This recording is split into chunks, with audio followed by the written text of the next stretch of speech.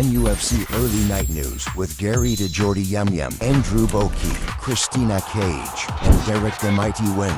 Weekdays from 8 p.m. UK, 2 p.m. USA. NUFC Talk.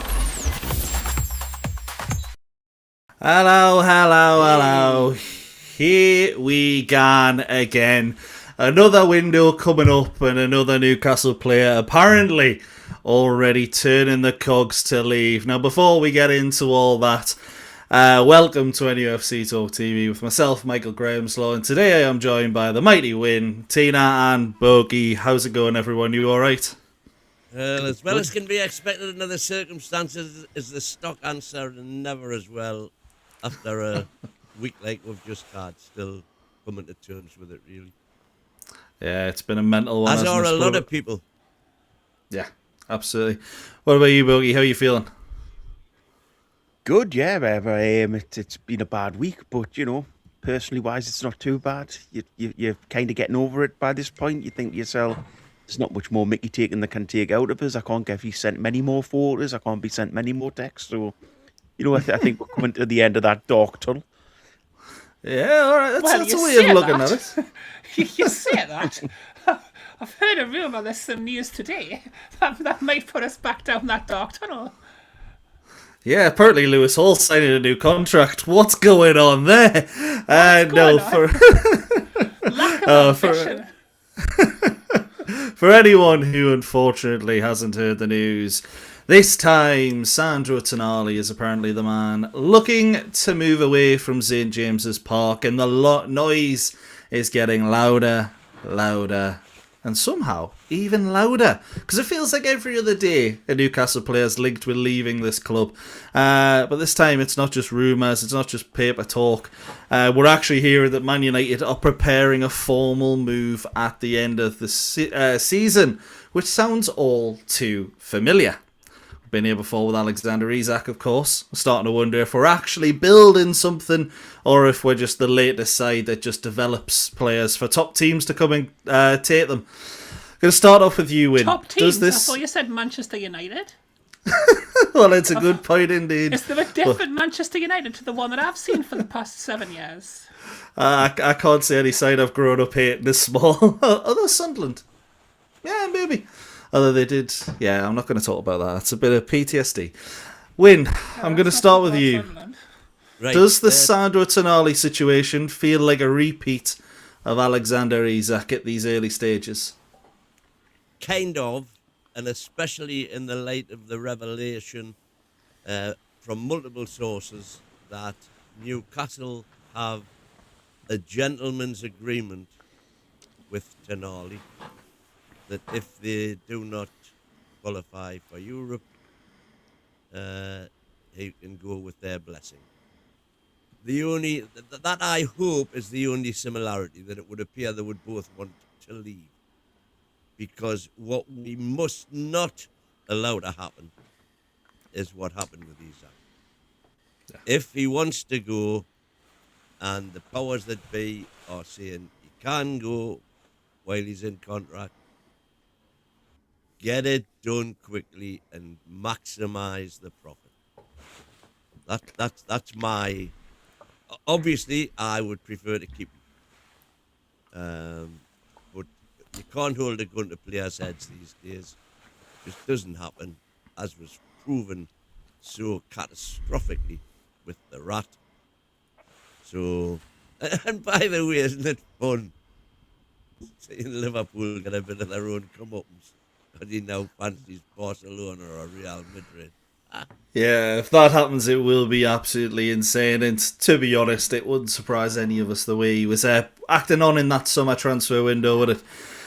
Bogey, what about you? Do you feel the same as Win on Sandro? Just to add in there as well, just beforehand, Newcastle United have apparently communicated to the media very recently that there is no gentleman agreement with Sandro Tonali. Now, we've heard this kind of stuff before. So that's an official club statement now, is it? Well, it's what they're communicating to the likes of Luke Edwards, etc., which Geordie Dan's put in there for us, and there was someone else who'd done it before as well.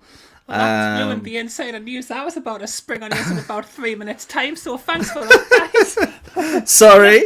Never mind. Been winding up for that all since we started there, since we joined the studio, but never mind. Sorry, Dana. I'll keep my mouth shut in future. No, What about you, Bogey? What do you do? How about you, Bogey? How are you feeling about it? I think this proves the point that's been made all season that, if we fail, we lose players. It's a big point that's been made by. What's happened there, Mike Bogey? Is that better? Bit. Yeah. I think that this is a big point that's been made by everybody in my position in regards to the worries about the season.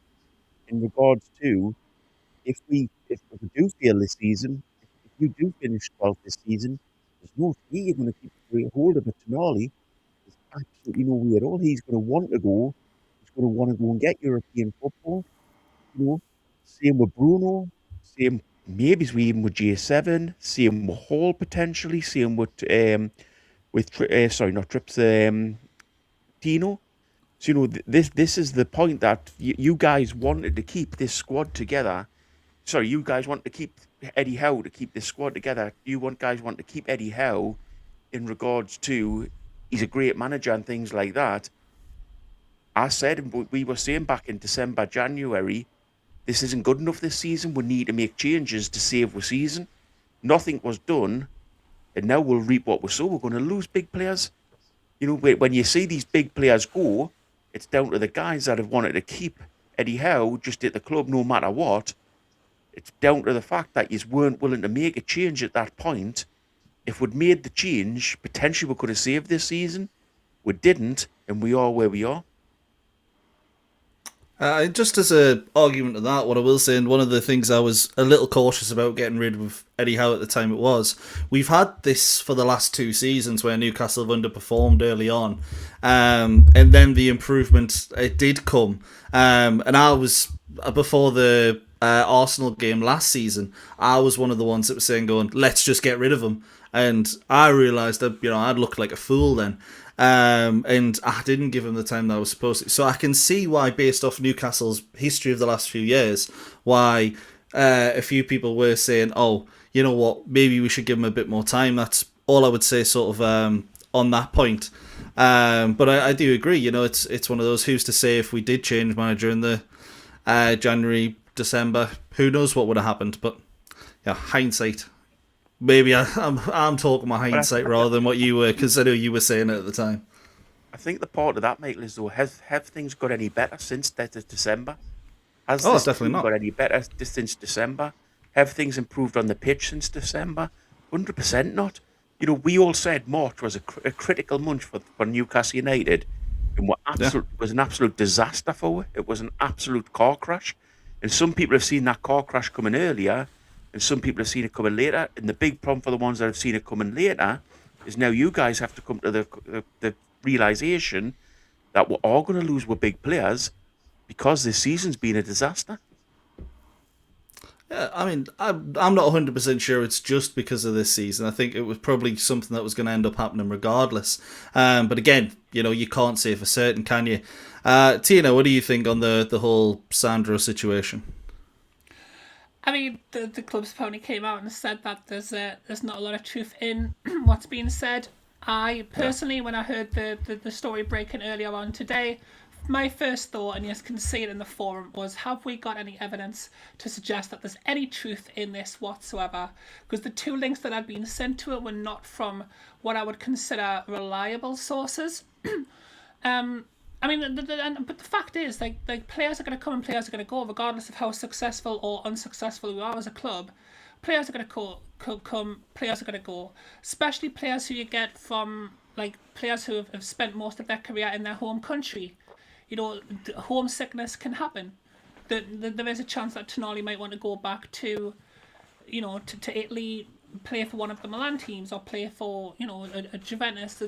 There's options there, and we've got to look at the realism that, players aren't going to stay. We were spoiled rotten with Alan Shearer, a player who refused to leave this club no matter what, who picked us above everything else. he was a sheet metal worker's son from Newcastle. Sandro Tonali's not.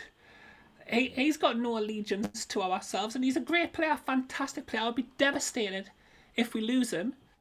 But if we do, then we just need to bring somebody else in. But yeah, I've got no credence in this story being in any way true. Well, Can I just pick up on that quickly, that point? Alan Shearer was ready to leave this club under Ruud Gullit. You know, there's documented evidence of that. And he was ready to leave this club after after that, because Michael Owen came out and said it. Michael Owen came out and said, you know, if you're going to call me out, I'll call you out. You were ready to leave this club. So, you know, no player is 100% committed to a club, even if they're from the area. Who listens to Michael Owen? There's nothing anybody has ever said in my entire life. One thing I've never thought is, I wonder what Michael Owen's opinion is on this. Do you know what the point of that, Tina? Shearer's never turned around and denied it. If Shearer had denied that 100%, I would have said, oh, fair enough, you've got a point, but he never ever has. So where did Shearer finish his career? There's commitment to a point, but players want to progress with their careers. And, where did Shearer finish his career, Bogey? Bogey, where did Shearer play for his Sunderland? Did he play for Sunderland? Did he? You asked where he finished his career, Sunderland. Which team was he playing enough for? of Alan Shearer. We're talking about Tonali, and there is the man himself, Luke Edwards.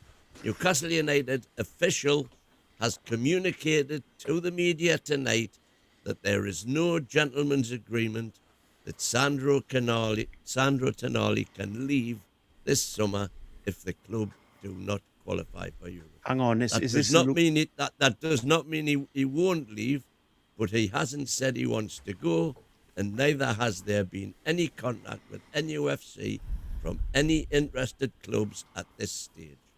It's only March, but yet another week of stories linking Newcastle players with a move. It's going to be a long summer.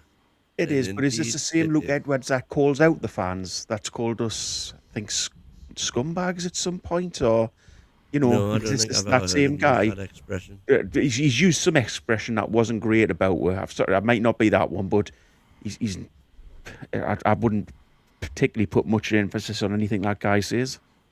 I remember as well with the Isak saga, he was one of the ones that did say Isak wasn't going anywhere for a canny portion of it. And that's what the club was saying.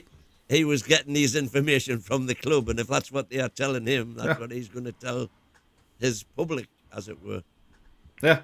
I think it just shows, to be honest, any journalist because let's be honest, I think we all know that Piff did stick their heels in the sand and say, don't care what happens, you're not leaving. Hang on, was that just Piff, or was that Eddie Howe as well? Eddie Howe was very much on that camp as well. So you always say Piff, you mean Piff and Eddie Howe stuck their heels in the sand? Piff. So Eddie Howe didn't want to keep Isak. Well, of course Eddie Howe would want to keep Isak. That's a bit of a So they both put the hand. I'm not saying it was wrong, but I'm saying they both put the heels in the sand. Yeah, but Eddie Howe wasn't in a position to control events. Piff were in. But he was in charge of transfers. He was in charge of transfers. Well, eventually he was, aye. So he did have a say in what was happening. Well, no, because if he had a say, he would have stayed. To be fair, I think if anyone had a say in the Isak saga, they wouldn't have wanted him to stay, no matter what he said, or even what he wanted to do. He was that pivotal of a player for us. But just to sort of try and keep it on Sandro, going to look into some of the chats that were put in a bit earlier, because I'm cautious I'm getting away from a few of them. One of the first ones we got in was from Gums Benjamin 85. If we do end up selling Sandro Tonali, what would you want for him? For me, it's got to be a profit on what we bought him for. Anything other than that, I think I can. How much did we spend on him again? 55. 65. Was it not 65 in the total? Or 65 euros? Million euros. It was 55 million. Nearest, damn it. I'd want to be honest, doubling that. He's not that good. Isak though, Isak's a perfect person who I would point any Newcastle player who's thinking the grass is greener on the other side. Alexander Isak was carried last season by Jacob Murphy. If you leave this club, it comes out 3 months after you've left that you were carried by Jacob Murphy. So Tonali, if you want to go down as the Italian midfielder who was carried by Jacob Murphy, by all means, go play for Arsenal or go and, ruin your career at Manchester United. Whatever you want to do, but you could stay with ourselves and become a club legend. That's just in case he's listening while he's playing for Italy at the minute. Let's not fib here. Not one of us wants Tonali to leave. Not one of us wants to see Tonali outside of this club. He is the best midfielder we've got at his age. Bruno and him you can argue about. The only player we've got at his age in midfield. Bruno and him you can argue about, but Bruno's the more senior player. Bruno to Tonali's still got his best years ahead of him. As a club, we should be fighting to keep that lad as hard as we can. The problem is, we can't if we're not in Europe. We don't have that option. So, this is part of the failure this season in regards to we're going to lose a player who should have been a pivotal part of our development. That lad should want to stay at Newcastle because he can see the development that's happened. He can see how we're progressing on the pitch, how Newcastle United's becoming a massive team. And if he goes, that's partly down to the fact that venture under the way we are at the minute has failed. Can I just clarify for chat who seem to be roasting like I've gone wild by saying Jacob Murphy's carrier player? This is based on something that Arne Slot said about why Alexander Isak was underperforming for Liverpool. Just to clear that up, I've not just went wild. I've not been on the source. This is just a cup of coffee. You can look it up. Arne Slot apparently says, well, because we don't have a player like Jacob Murphy, that's why he's underperforming. That's all that was. But Borky, you're 100% correct. Tonali is one of my favourite midfielders that I've ever seen play for Newcastle United, by far. I was double excited when we bought him. To be honest, I was more excited when we bought Sandro Tonali than I was when we bought Bruno Guimaraes. I mean, I think Bruno Guimaraes for us has maybe been better than Sandro has, but Sandro's still young enough to continue getting better. And I think when Sandro Tonali is on his game, I don't think there's a midfielder who I would want above him. I think he's that good. Like you could offer me Gravenbach, I'd keep Tonali. You could offer me Caicedo, I'd keep Tonali. Like Sandro Tonali for me is an absolute wonderboard player. I absolutely love him. I would love him to stay in Newcastle forever. But, at the same time, if he does leave, we've got to, I can't allow myself to just cry about it. But hopefully he stays. If you're listening, Tonali, stay. I'll buy you some crisps. We'll take you to Spoons. I'll take you to Spoons, absolutely. But just, obviously we're talking there. I'll take him to the Blythe one. It's lovely there. But just a few in there, just on the same level. So Prince of Chaos, 80 million plus add-ons up to 90 million. Jody Dan. And sell-ons, by the way. Yeah, a great point as well. Abroad, 80 million. Yeah. England, 100 million. And then Prince of Chaos also asking, would we accept 60 million plus Kobe Mainu? I'd snap your hand off, personally. Because Mainu is a 40-50 million pound player, a minimum for me. But where does he sit for you guys? Win, I think you were going to say we should be looking for double what we got. Well, am I right? When you look at Rice 110 plus, Caicedo 115. They are the sort of figures. Well, look at Florian Wirtz. 106. He's the record, isn't he? 117 or something for a midfielder. Something like that, yeah. That's what the market value is of a top midfielder these days. And Sandro Tonali is a top midfielder. What do you think about that, Boogie? Well, to me, he's priceless, really. As a player for Newcastle United, at that age, we shouldn't be looking to get any money for him. We should be looking to keep him and give him a new contract. But if we're going to sell him, you've got to be £80 million plus, I'm guessing. But as soon as we do that, you've got to put a sell-on clause as well. I'm just hoping to God we'll put what in Isak's contract. But yeah, you've got a sell-on clause. Part of the loss. Well, We have to Wouldn't pay that 10 be- million. Wouldn't that be typical Newcastle? but no. But whatever you sell that's a good one. Well, win. But whatever you sell a player on for, you want to future-proof yourself as well. Because I mean, 100%. Tonali's got the potential to become potentially the best midfielder in the world. You know, he's got that in him. He's up there at the minute. If he pushes above them boundaries, and you know, you've got to think we're going to a World Cup this season, this year. If he goes to the World Cup and gets through, if Italy actually get there, his value Still could 0-0 with Northern Ireland as we speak. his value could go through the roof. Sandro His value about to could take be a up. corner. His value could be up there in the hundreds of millions. You know, but again, we've left ourselves really vulnerable because the season we've had that we can't sort of keep our best players. That's going to be the issue. We've got to be a club now who's getting into Europe every year, so you can keep these great players that we've got in. Yeah, lovely stuff. Gifted membership. Does somebody Great want to stuff. shout Gifted out? membership from as Tina would say, from Prozac So I M5L. left it to you. I was about to say the same. Thank you, bud. That's gone to Lee McFarlane. Lee, I'm surprised at you. Why were you not a member already? But anyway, good you've got to go. Thank you, Prozac.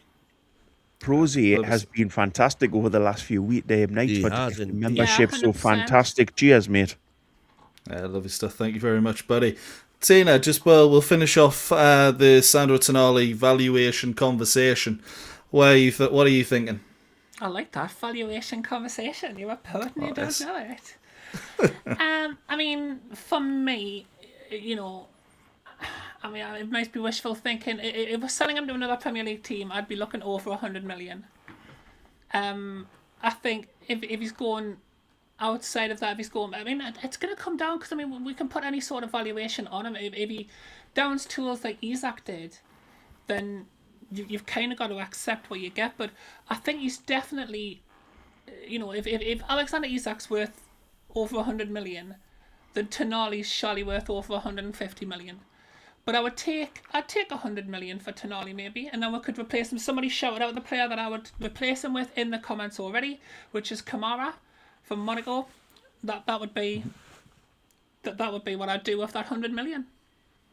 Yeah, fair enough. If we get 100 million, that'll be absolutely fantastic. And we've got a super chat in there. Feel the rage of the cage. Should eats food. To be honest, it's just Tina's came out on fire. So yeah, Don't you think being that bad today have been quite nice? oh no, I love it. It's good to see. There's some tofu, so it's on its way. All the good stuff. Tofu. But just go through some of the other chats we had coming through the start. Cuff, we've got a whole summer of this BS to look forward to, haven't we? Unfortunately, mate, it does seem like that's the case. Grumbatone coming in, if you don't want to play for NUFC, just leave. Yeah, to be honest, I am. That's my overarching sentiment about any player. You know, Yeah. they didn't want to play for. Bye-bye. Michael, can I just ask a quick question before we go on the next chat? With these two, Yeah.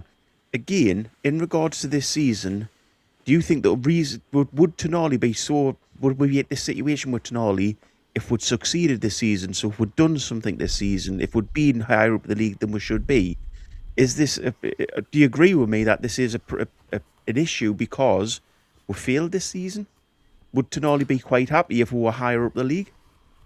I don't think it's directly linked. Sorry, go on. If we were substantially higher up the league, yeah, probably. He would be Uh, obviously so less it's- inclined to leave. That that's common sense. That So it's down to the fact that we failed this season that Tonali's want to go. This is why we're having this conversation. What I would say on with that though is the links of Tonali leaving didn't just arise this year, and there's no smoke without fire, really, in my personal opinion. They were still here 2024. So for me, I think it's one of those, it would have came up anyways, But this is a great excuse if you're not 100% committed to Newcastle United to get yourself out of there. So it's coming up now because of the point you're saying, in my opinion, because we are performing poorly. But I think overall, I think Tonali always saw his future at a bigger club. Now that's me speculating. Obviously, I ain't got Tonali on the phone saying, "Oh yeah, I hate Newcastle, I want to leave." It's not what's happened at all. But I do think, with all the rumours that were coming out pretty immediately, he was always looking at a bigger Premier League side, in my opinion. I've just got him on the phone now there, Mike. He's saying, he says he loves Newcastle and he doesn't want to leave. Well, pass me his number, mate. I'll have an interview. Did he ring you from the pitch? Sandro Tonali actually have your phone number? He's ringing up from the Spoons telephone. It's just that to jump off the pitch for to make it. No way. I'm Google searching. There's no way that happened. Was there in there another super chat as well? ID button if I were you, matey. Just saying, bud. Thank you very much. Was it? Thank you indeed. So we've got just a few more that I do want to go through. Actually, Bogey, is there anything you want to say to what I said? Because I know we kind of just went elsewhere on the Sandro stuff. I didn't really give you the right to reply. No, as I say, I think, again, for the happy clappers, if you like to call them that, this is part of the issue that I love to call them that, to be honest. This is part of the... wear that badge with pride. But this is part of the... Well, don't at the minute, mate, because this is part of the reason why we are going to lose our best players. Because you sat there in December and January, you sat there and said, this is good enough, this is what we want, this is, Eddie's progressing, we're getting on with things. Look where we're at now. So are you saying this is the fault of a certain section of fans? Wait till the end of the season. That's what I said. I'm saying this is the fault of people who didn't see what was coming. So like are a car you crash down the line. Are you blaming the fans, Bogey? No, I'm blaming the club for not getting rid of him, but I'm blaming some of the fans for not seeing what was coming. You could see what was coming. I've been waiting for this for 4 days. I have been waiting for you to slip up for 4 days. When you had for 2 seconds. Well, in that case, let me tell everybody else so you can watch this back on repeat.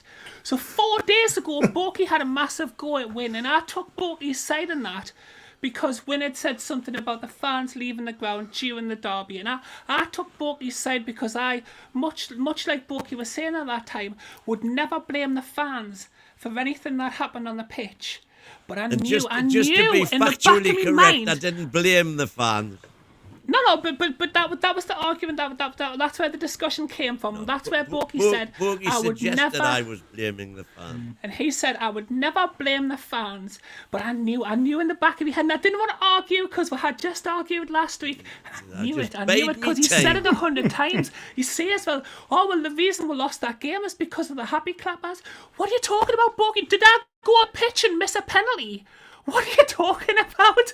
And then he comes out here and he's like, the reason Tonali wants to leave is because some fans didn't want us to... No, Borky, that's not what happened. And again, on behalf of the voice of the Toon Army, please stop blaming Newcastle United fans for the performance on the pitch.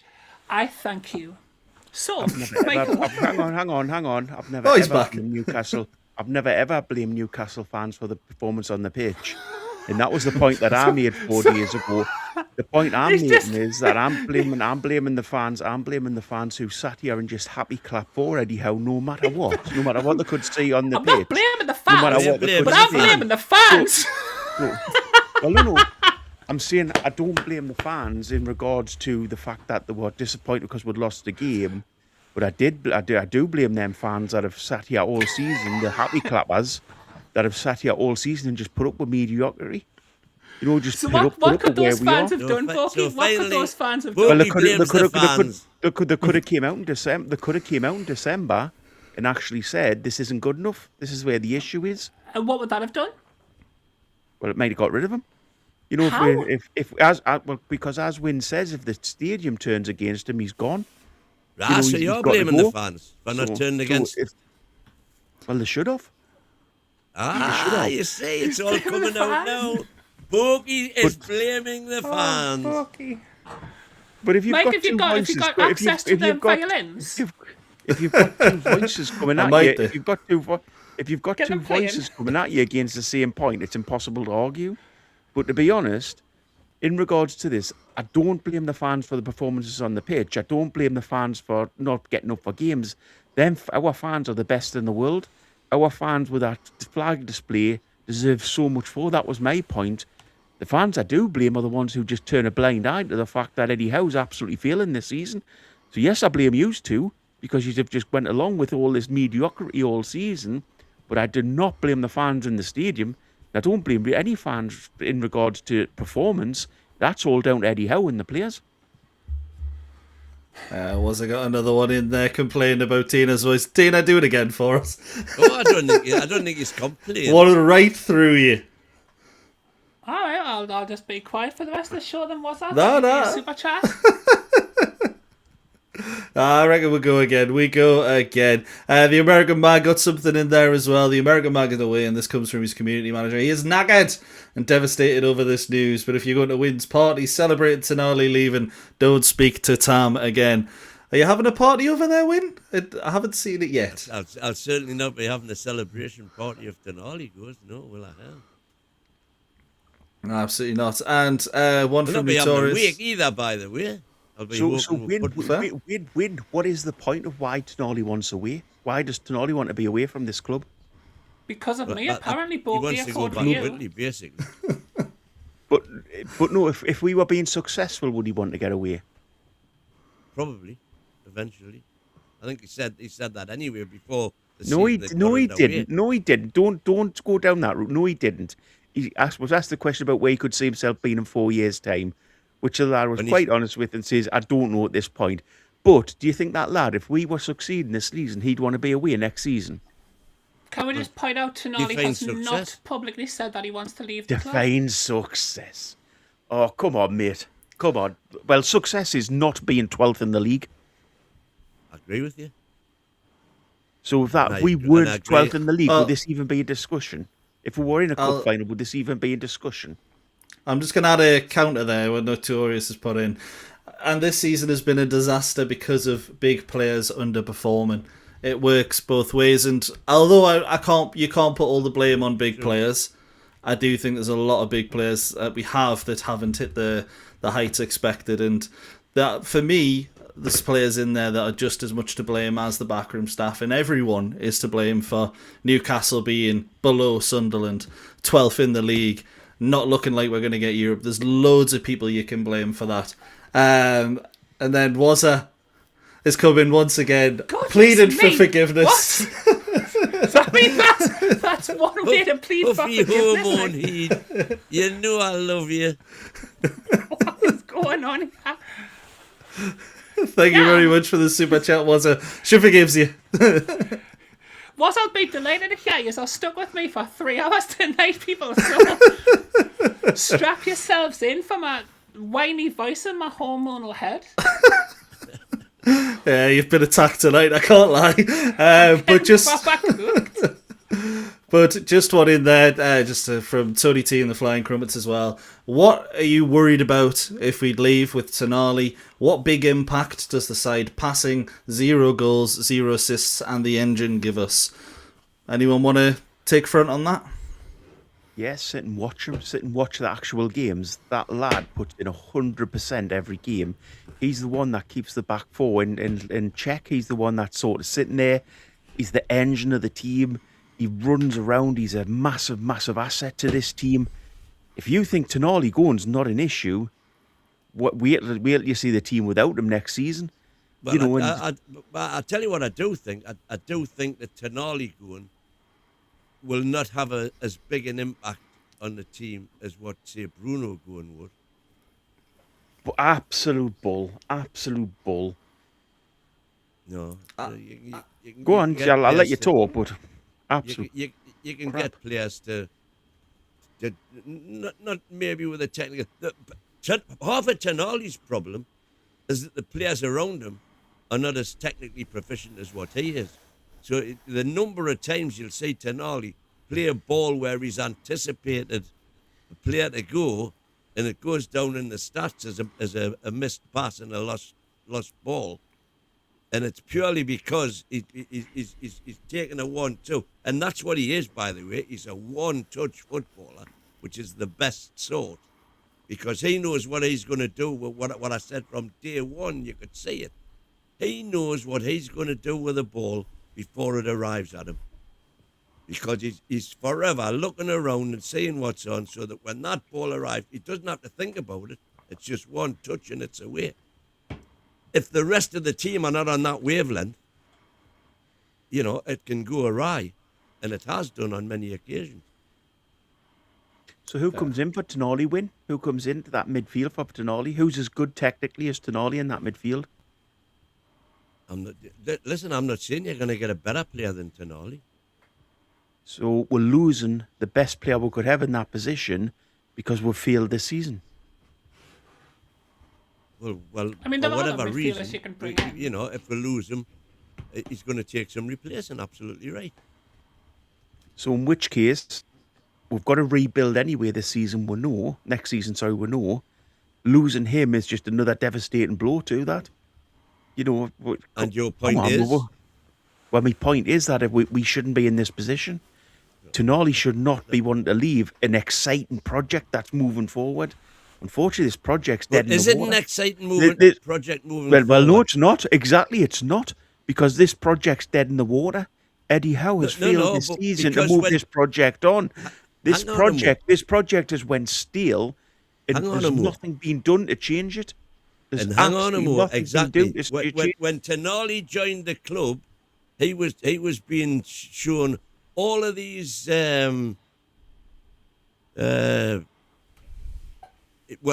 Amanda was there, giving them the full brochure of this is going to be one new stadium. These are going to be one new training quarters. Da-dee-da-dee-da-dee-da. And has any of that happened? That's where the project stalled. Finances, I've had loads of sponsors in. I'm deflecting. The project has failed on the pitch. The project has failed this season. We can't string three wins together in a game span. We cannot get a run going that you guys have been quite right saying. He's done in other seasons. Where's all these wins coming from? It's the problem is this season. Your question was, is Tonali leaving because he's lost faith in the project? Now, yes, obviously, the performances on the pitch this season haven't been good enough. Who's responsible for that? Because he's had a few dodgy games this season as well. No. Eddie Howe's the players responsible as well. for that. But no. If you have a couple of bad if you have a couple of bad results, it's down to the players. If you have a season of poor results and you have a season where we're struggling, that's down to the manager. Is it down to the manager that all of a sudden, with these same tactics that he's accused, and I agree with. Exactly. Go down this road because you're backing yourself into a corner. Hang on. Is that the manager's fault then? When these same players can raise themselves for games against the top brass, but don't raise themselves against the lesser clubs. Is that the manager's fault? Yes, 100%. So how come we play so well against the top pods? Well, why is the manager allowing we play so bad against the bottom pods? Why isn't he taking the players out who are playing bad and putting other players in? That's his job. Because he hasn't got... Who's he going to put... We've just sat here for half an hour extolling the virtues of Tonali. Who's he got to put on if Tonali's having a stinker? This squad blew your frock up. So we should have players in every position to replace them. And the squad has let us down. Eddie Howe's let us down, not the squad, mate. Not the your opinion. So hang on. So now it's not only the first team, it's the second team and it's the squad players that are letting we down. Is that right? What I'm the saying fans, is, it's Borky, remember? the players. Well, you've just said that. No, absolutely- Win, you've just said absolutely that, as Win. much as the manager. So it's the squad players. It's not Eddie Howe players making on all the individual errors that are costing us goals. So it's the It's squad his tactics players. that are getting us the XG. It's not him that's turning those XGs into goals. So it's the squad players' fault. It's the players on the pitch's fault. It's the players who aren't getting on the pitch's fault. When we're going to admit up to the fact it's actually Eddie Howe's fault. Who said it's not Eddie Howe's fault?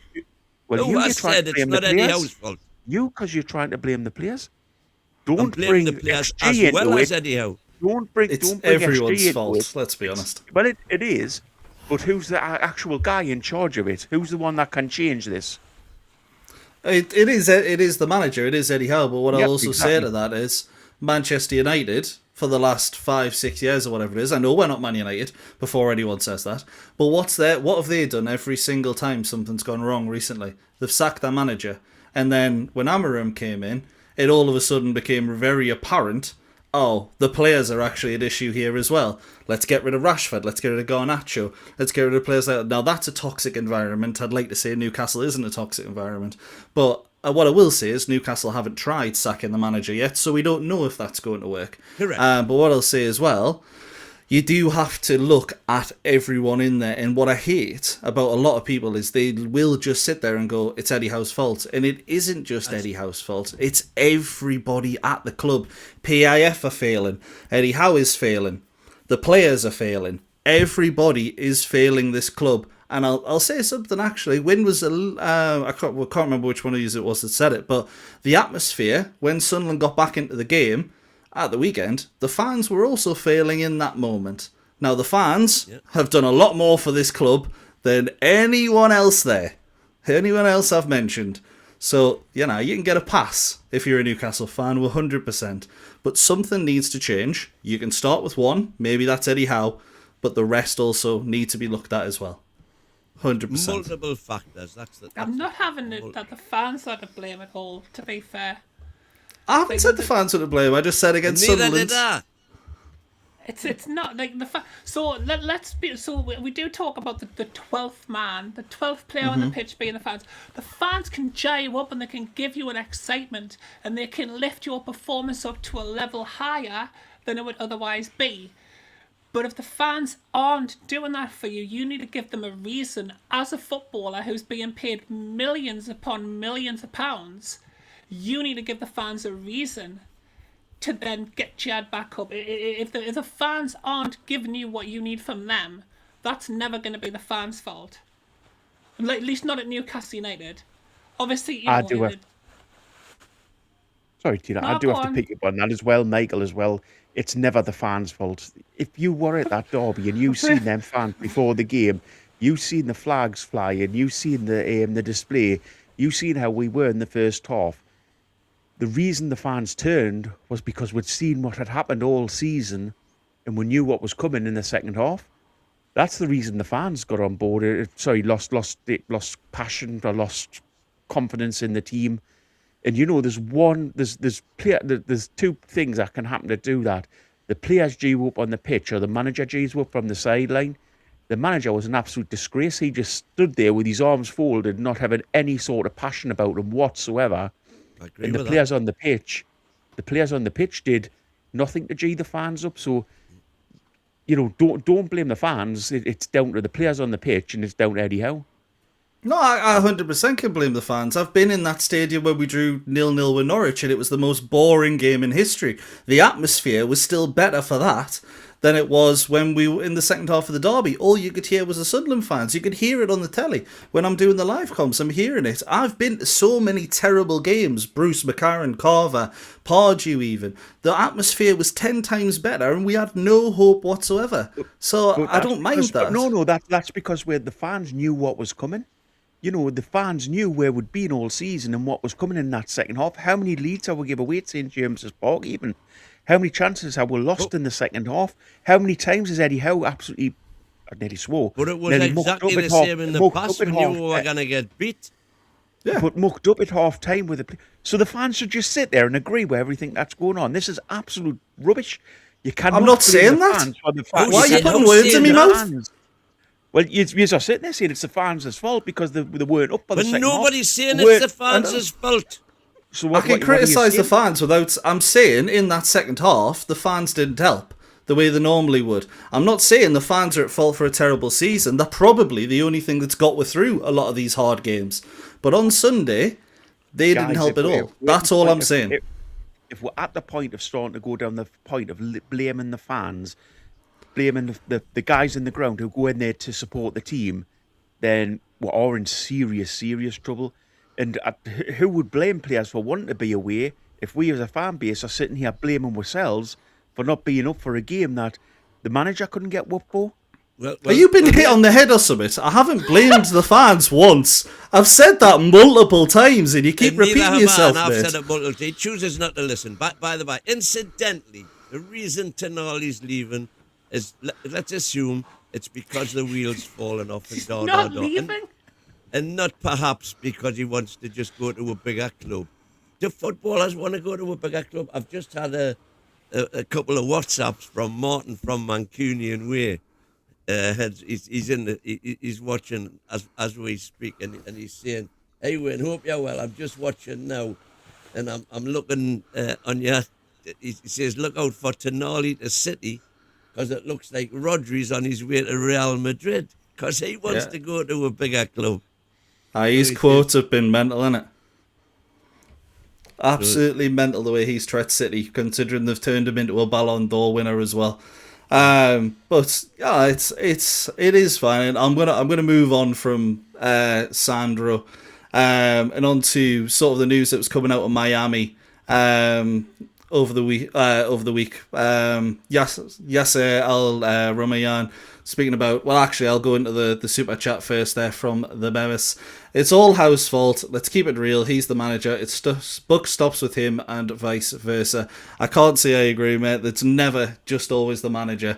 And we've even had people on here who say the manager isn't really responsible for much at all, really. So, I can, you can say whatever, really, but it never just stops with the manager. And that, to be honest, I think that's been proven when teams have changed their manager and not done anything at all in regards to improving. Hang on. No, that super chat's right. The buck does stop with the manager. He's the never one who picks just the team. stops with the manager. He's the one who picks the team. He's the one who's in charge of this club. He's the one that we've put with faith in to say, look, you're in charge of Newcastle United. You get the results you want. If he's failing, then it does stop with him. This is what we doesn't need to get just our stop heads with him. around. So hang on, why did it stop with Bruce and who did it stop with him? It Why never did- just stopped with Bruce. Bruce was incompetent, but it didn't just stop with so him. Eddie Howe's incompetent, so why aren't we willing to call that out? All right, so incompetence has taken Newcastle from a relegation-threatened side up to where he was. This season has been poor, but you can't say a manager is terrible, incompetent, everything people have been saying about him, because he's had a bad season with her. Yes, he's not doing well at all. Do I think he should end up going? Yeah, I do. I think his time at Newcastle's done. But you can't say he's incompetent, and you can't say the buck stops with him. Every single one of those players could have done better this But season. hang on, who does the book stop with then? It doesn't stop with one person. It never stops with one person. It goes from the board, which I've said, not doing good enough. Eddie Howe included in that, not doing good enough. The players, not doing good enough. But Michael, you paid £9 million for a manager a season. Surely enough, you would expect better than this. You'd want better than this. I haven't said I don't want better than it, but I'm not saying how you Eddie Howe justifying isn't the only saying that- one. that but he's the manager. The clue's in the name. Manager of the club. And if we're failing, it's down to the manager. Which club you doesn't blame keep- the manager if we're failing? You keep mentioning this £9 million a year that Eddie Howe's being paid. How much is Johan Wissa getting paid to score goals this season? Who signed Johan Wissa? How much is Johan Wissa getting paid to score goals this season? I've got no idea, to be honest, off the top of my head. How but- much is Nick Pope getting paid? Because you Hang keep on, hang on. mentioning Eddie Howe's Who- wage as if Eddie Howe's the only one being paid millions. There are a lot of people on that pitch. But hang in on, black and white Tina, stripes who hang are on, being paid Tina. millions. There then. But hang on, Tina. What them guys are paid by because they were signed by who? The manager. So are you saying Nick Pope was a bad signing? No. What about Malik Chow? He's made a few mistakes this season, hasn't he? Was he a bad signing? No, but he's made a No? few mistakes. Eddie Howe's made Okay. a multitude of mistakes. Why are we out of every Jonah. competition? Well, There's by that a same couple of games logic, where- by that same logic, who keeps Eddie Howe employed? PIF. Should the book not then stop with them? No, Michael, that was me apparently. Sorry, I was the one who kept Eddie Howe employed according to Porky. Just to clear that up, that was me. Sorry, guys. Well, My bad. hang on. Right. What's Eddie Howe's job at Newcastle United? What is he there to do? Win football games. Has he won football games this season that he should have won? No. Right, So, but what's who's the guy that's Lewis failing? Hall's job? What's Anthony Gordon's job? What's Lewis Jacob Hall- Murphy's Lewis Hall's- job? Lewis Hall's What's Anthony job's big. Alanga's job? Well, I'll answer all them players are there to do what Eddie Howe tells them to do on the pitch. He's their manager. So is he telling them to make individual errors? Is he telling them to give up halfway through the Liverpool and Everton game? Is he telling them to miss chances? Is he sorting all those issues out? He's their manager. No, but what Michael's saying is that there are other people who are underperforming this season besides just Eddie Howe. But Like, what's there Eddie have Howe's been job? individual- What's Eddie Howe's job if players or people are underperforming as a manager? Is there an area Well- of this club that isn't underperforming right now? The same every single show. Bogey, how out, but not a clue who's going to replace him. Pure helmet, that's Bogey. But I'm saying, I'll offer and write a reply. I'm saying to you all, you know, what's a manager's job? A manager's job is to win football games to get Newcastle United better than we were last season. Absolutely. Is Eddie? You Nobody's can't saying that always he hasn't get better than last underperformed. season, though. That's the point. Well, to get Right. to at least keep up to a professional standard that we were at last season. I mean, Well, I would argue that we're not at a professional standard. So he's failing this season. In which case, Yeah, absolutely. He's failing. The players are failing. PIF have been failing. Everyone is failing this season. I'm not disagreeing with that. I'm not disagreeing of with the points- fact that Eddie Howe is failing. a lot of points that we've dropped this season have came from individual errors. That doesn't make it necessarily that player's fault, but it is factual that individual errors have cost us points this season. Now, You've are there got nothing matches to where do we've with Eddie looked? Howe. Are there guys, matches where we've looked under- guys. In has one or something Let to me do two, with finish Howe. my point. in one or Let me two- finish my in one or point. two Let me matches finish that's my point. in one or two matches that's acceptable across the season. It's down to the manager if you're getting so many faults in a game. It's because the players don't know what they should be doing. So if you'd let me finish my point there, what I was going on to say, are there matches this season where we've looked undermotivated? Yes. Has there been an issue with maybe tactics and certain setups for matches? Yes. So this would potentially fall on Eddie Howe. Eddie Howe has said, though, that he doesn't feel he's had enough time on the training pitch. So maybe this means that extra game per week is too much for Eddie Howe. But he's not the only one to blame for us having a bad season. You put me as manager of Real Madrid, I'll beat Sunderland for you. I guarantee it. Absolutely guarantee it. Give me a weak manager in Real Madrid, I'll beat Sunderland for you. I wouldn't even doubt myself. I'd bet everything I own on it. Because the manager doesn't necessarily dictate the quality of your players. And we've seen this through annals of time. There have been terrible managers who have had world-class players. And there have been world-class managers who have had terrible players. Nobody's saying Eddie Howe is completely blameless for where we are this season. All that's being said is that it's not just Eddie Howe who is to blame this season. Now, will it be Eddie Howe who is the one that gets shoved off or sacked if Scapegoated. PIF or the CEO or whoever it is who makes these decisions decide that this season is a failure? Yes, absolutely, because that's the life of a football manager, and that's why they've got, okay, if you sack me, I get 500 million odd pound as a payoff. Like that's how Steve Bruce has made himself a billionaire off just getting sacked from teams. Your mate Brucey there, Borky, you remember him, don't you? Loves a cabbage, that fella. But yeah, it's nobody's saying Howe hasn't had a bad season this season, but Newcastle United also haven't had a good season this season. There's not an area of the club right now that's failing. That isn't failing. What's that? If he's attacking me again, I'll tell you. Oh, he's No, not. no, It's no, okay. no. You can read this one. Who gets sacked? Not the board, not the players. It's who? The manager. Yeah, and that's how it's going to be. The manager will always get the blame. I mean, that's the common denominator.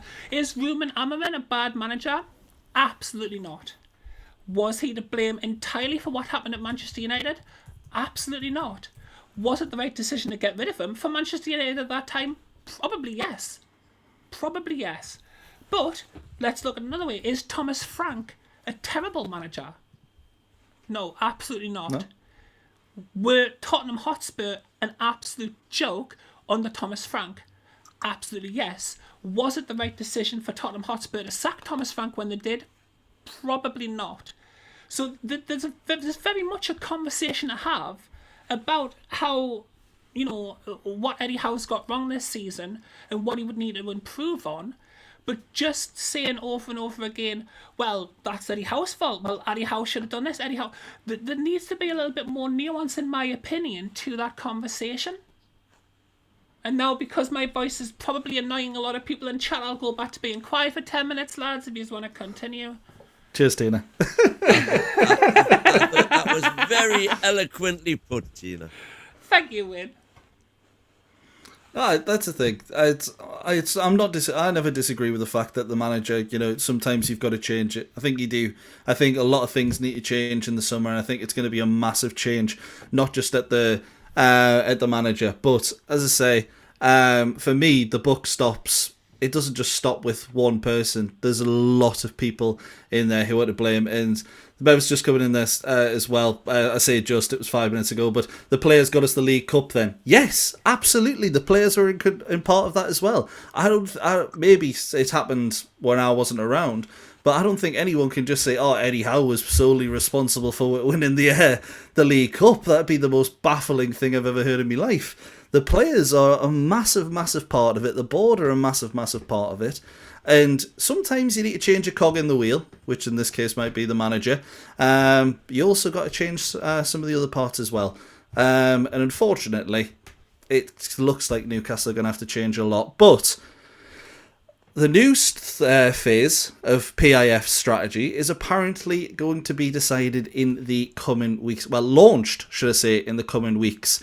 In Miami, Yasser Ramian did a interview, and he said, "We will launch the new phase of the fund strategy within the coming weeks. And more importantly, we are committed to our global investments.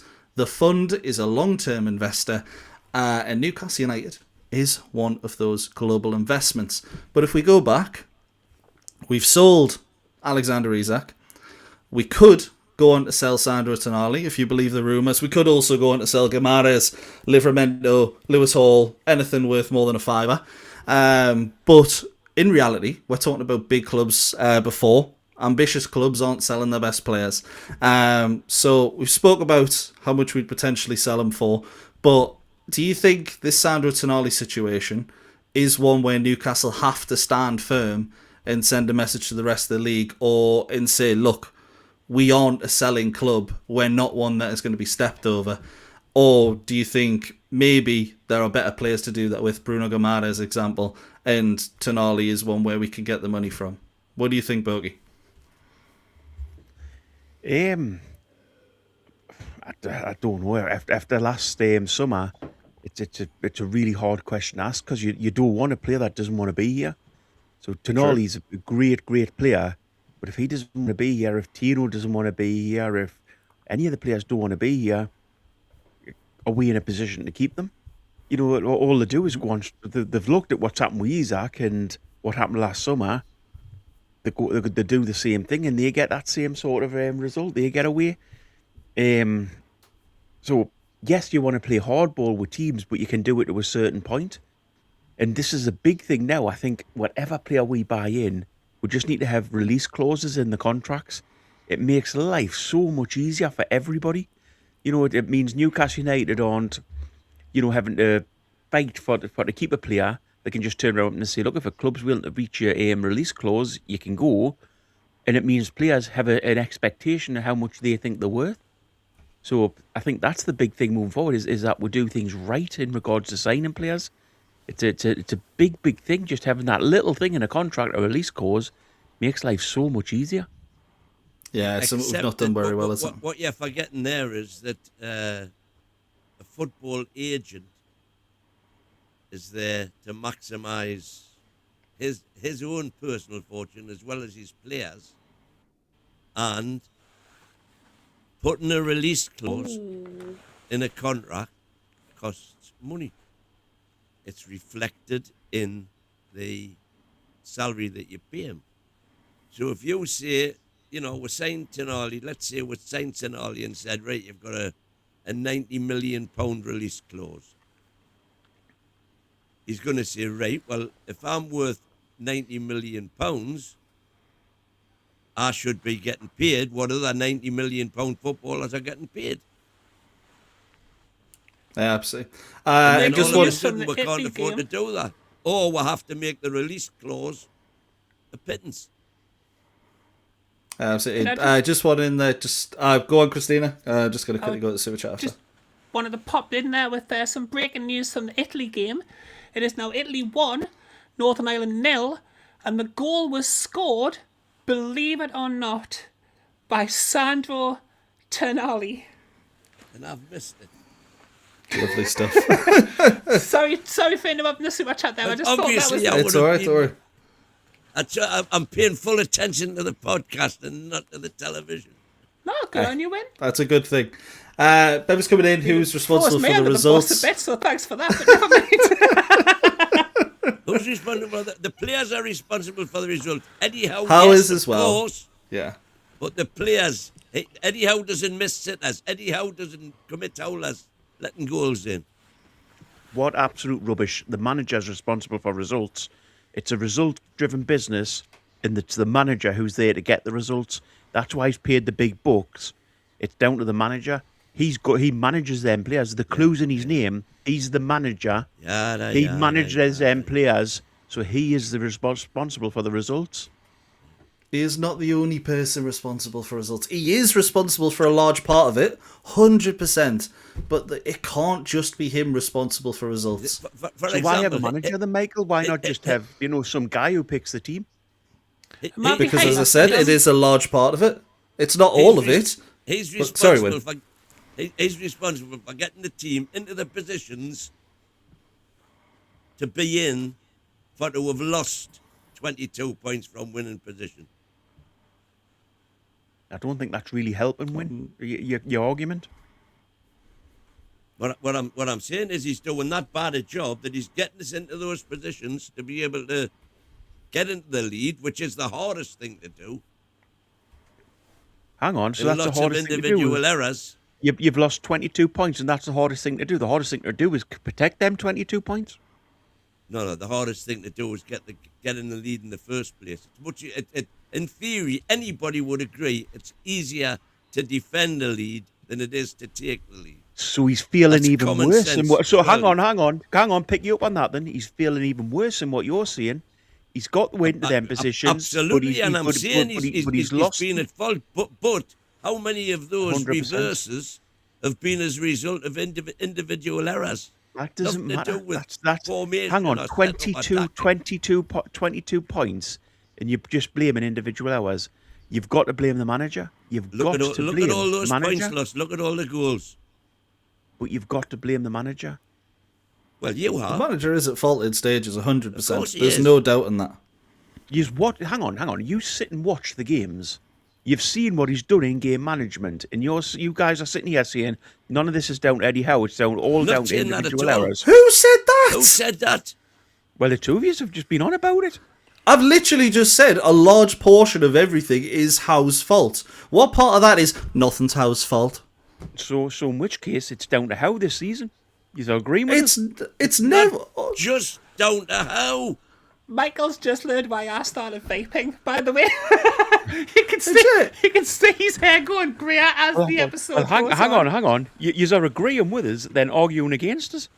No, I'm agreeing with you that Eddie Howe this season has done a poor job. I am also saying the buck doesn't stop with him, because I can think of 20 players in that squad this season that haven't lived up to expectations.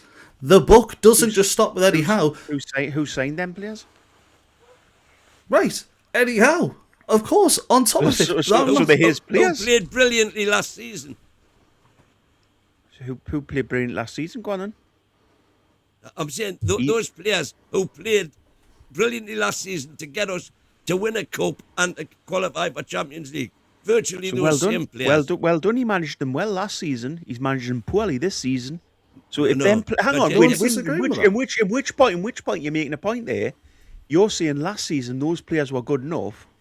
Why are they failing this season then? If he could If we had manage them that last answer, season, I'd be a if them billionaire. players were good enough. How many times do I have to tell you? It's because we haven't got Isaac now.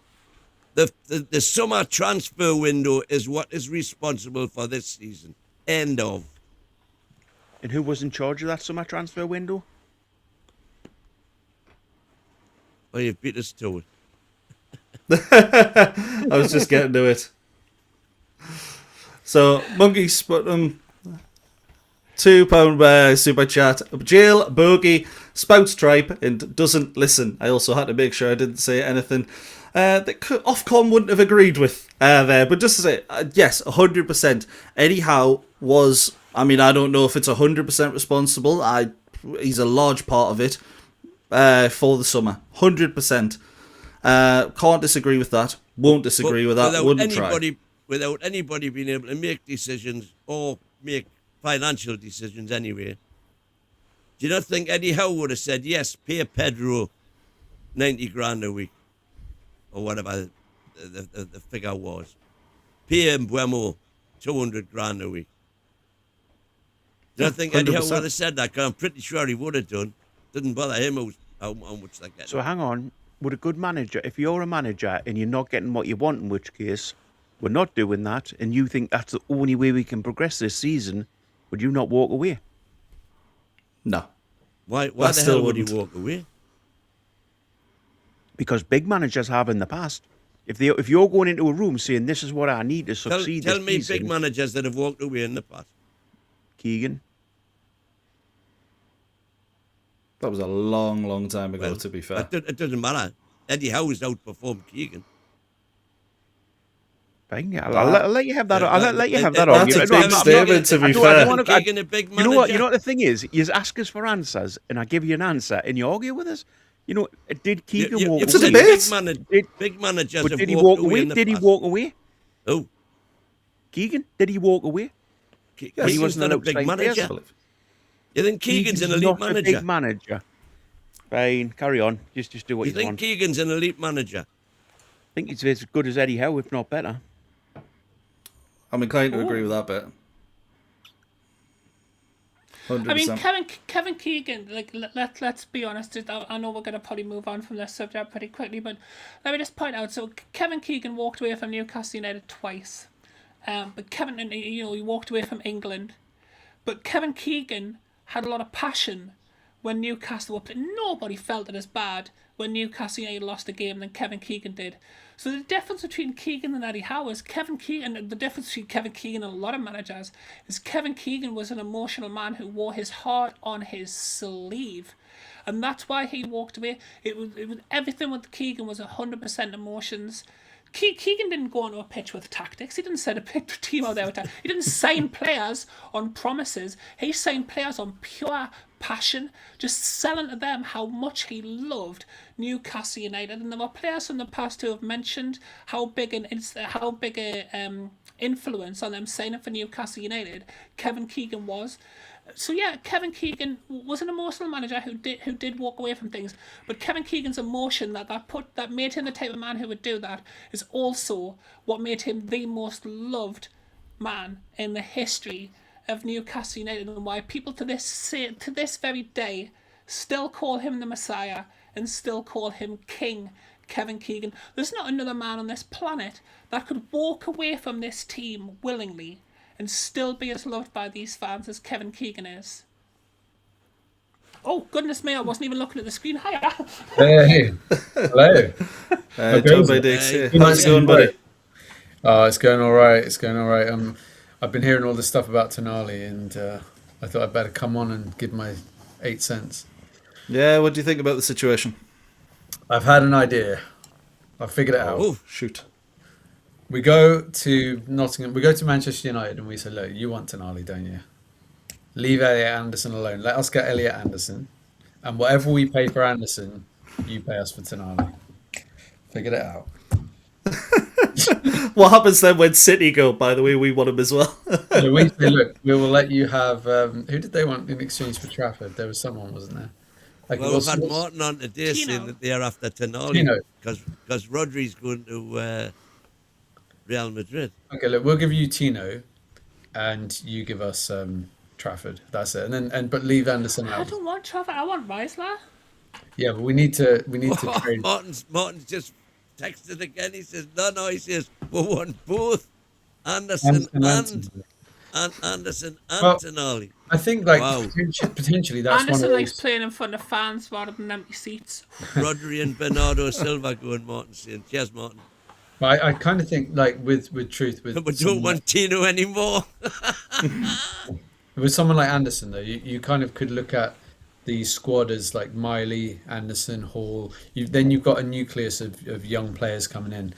And I know this is a bit of a long shot, and there will be other clubs. I'm being a bit tongue in cheek, but I would love that. I think that's one of the few ways you could appease the fans. Because if, let's say, Tonali got sold for 70 million, and then we went out and bought an Alanga type figure, someone the central midfield equivalent of Alanga, people would be up in arms, wouldn't they? So you have to bring someone back in who is a fan, maybe a fan favorite, or someone who gets the fans excited again. And it's going to be hard because we're not going to be in the Champions League next year. I know you haven't given up on that, Derek, but I think I have. So so I think we're not going to be there. So who we can attract is going to be limited, and I think to bring a local guy back, he'd be like the returning hero. So if we could pull that one out, that rabbit out of the hat, probably get away with selling Tonali. I'm not sure if it Hang did on, this hang one on. Can I from just the stop you there, Bevis. DX? Can I just stop Who's that? Yeah, Sorry, just go on, for could you results? do the super chat? Who's Go on. responsible for results says the Bevis. And we've jailed Yeah, Bogey. we did them both. Did them both, did we? Yeah, I got them both. No worries. Yeah, to be honest, it's a really tough one with Sandro Tonali, isn't it? Because it will determine a lot of things in the summer, and there's going to be a proper merry-go-round for centre backs and centre midfielders. And Newcastle United are going to be part of both of them, in my opinion. But obviously, we're talking about Sandro Tonali, where he could end up. I think his agent probably wants him to go to the Premier League. He might want to go to the Premier League. But realistically, would you take less money for Sandro Tonali, let's say 20 million less, if it meant him going to someone like Bayern Munich, Real Madrid, rather than Man City or Liverpool? What do you think, DX? I don't think there's. I was thinking about it earlier, and I thought, who can afford to buy a player like Tonali? Because I think he'd like to go back to Milan, but they can't afford the fee now, I don't think. And then you've got clubs like Barcelona who are struggling with loan fees and stuff like that, they're not going to do anything. So really, you're talking about probably 3 clubs in England, maybe 4: Liverpool, Arsenal, and 2 Manchester clubs probably. And then Bayern, would Bayern pay 80 million, 70 million? I don't know. Or you're saying take less, but I mean, I would, I'd rather he goes abroad, definitely, 100%. But I just got a funny feeling he's going to end up at Man United. I don't know why. I think the thing is, we can't lose him and Bruno. That would be devastation. Yeah, That's 100%. ripping the brain and the heart out of the body. So can't afford to do that. Yeah, 100%. What do you think, Tina? Would you take 20 million left if it meant Tonali not going to a rival?